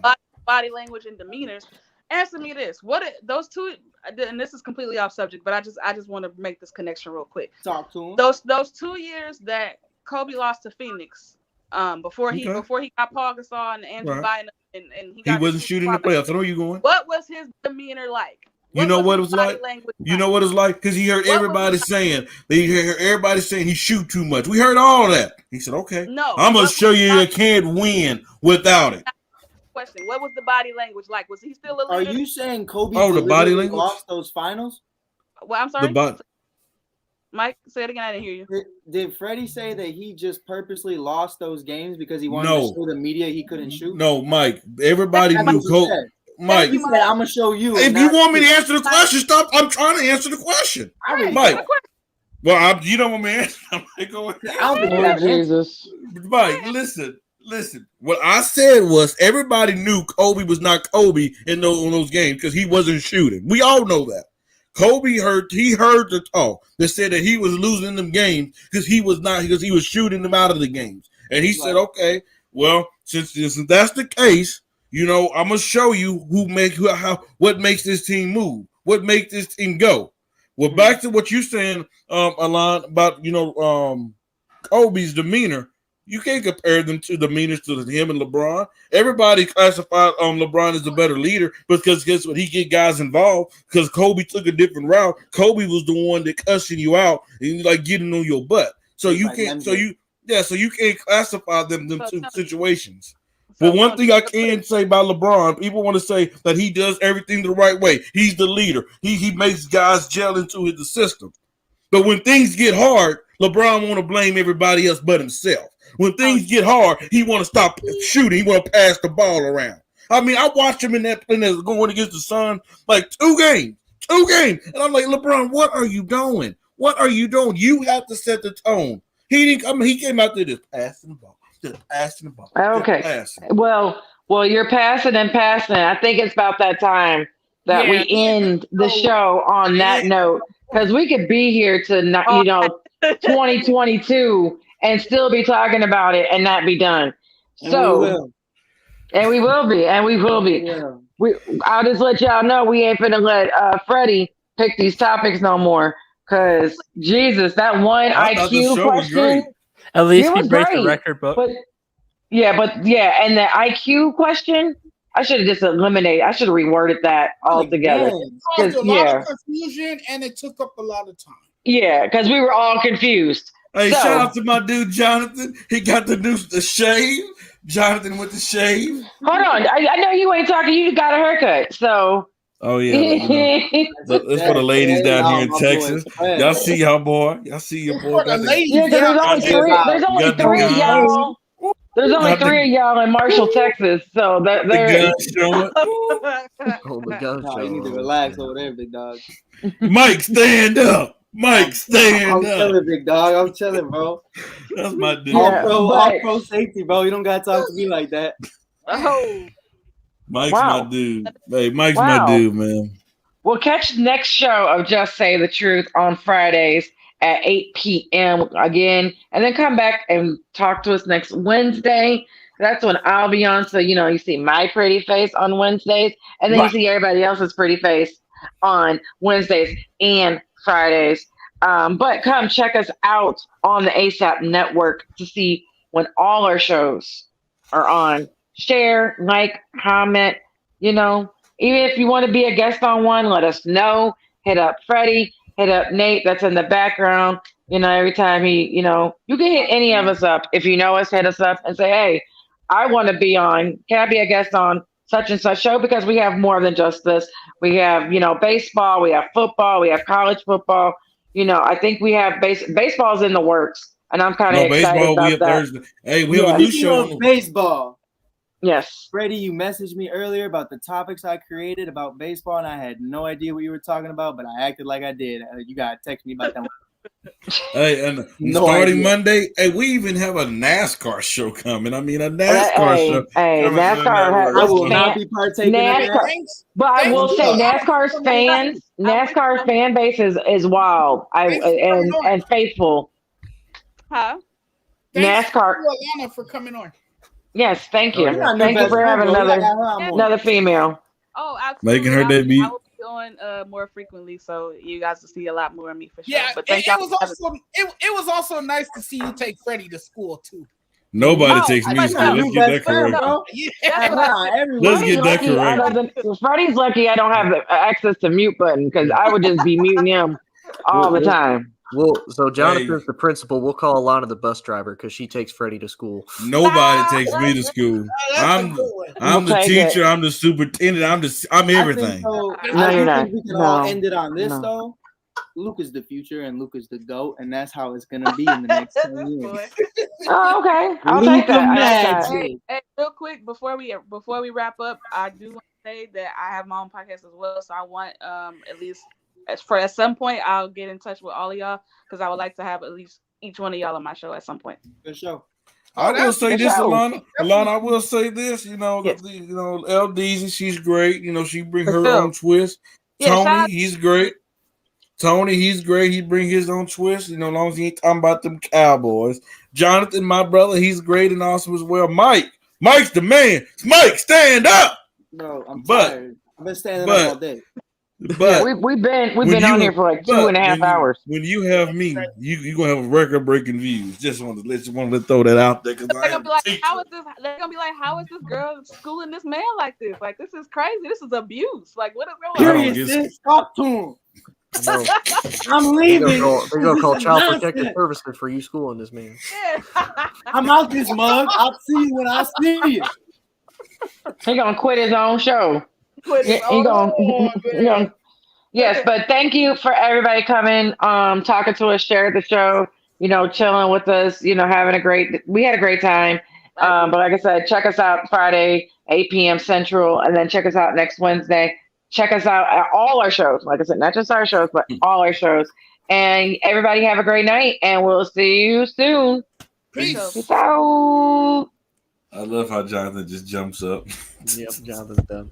Nate, take us home. All sports, all plays. All sports, all plays. All sports, all plays. 365, we making up plays. You talking the game, get you through the days. We're high in the court, the dime in the lane. Variety topics, living the same. All presentation, sports information. Hitting the airways, taking the nation. All sport, all plays, like working your faces. Grace at the field, so tie the laces. All sports, all plays. Network. All sports, all plays. Network. We on top of our game. All sports, all plays. All sports, all plays.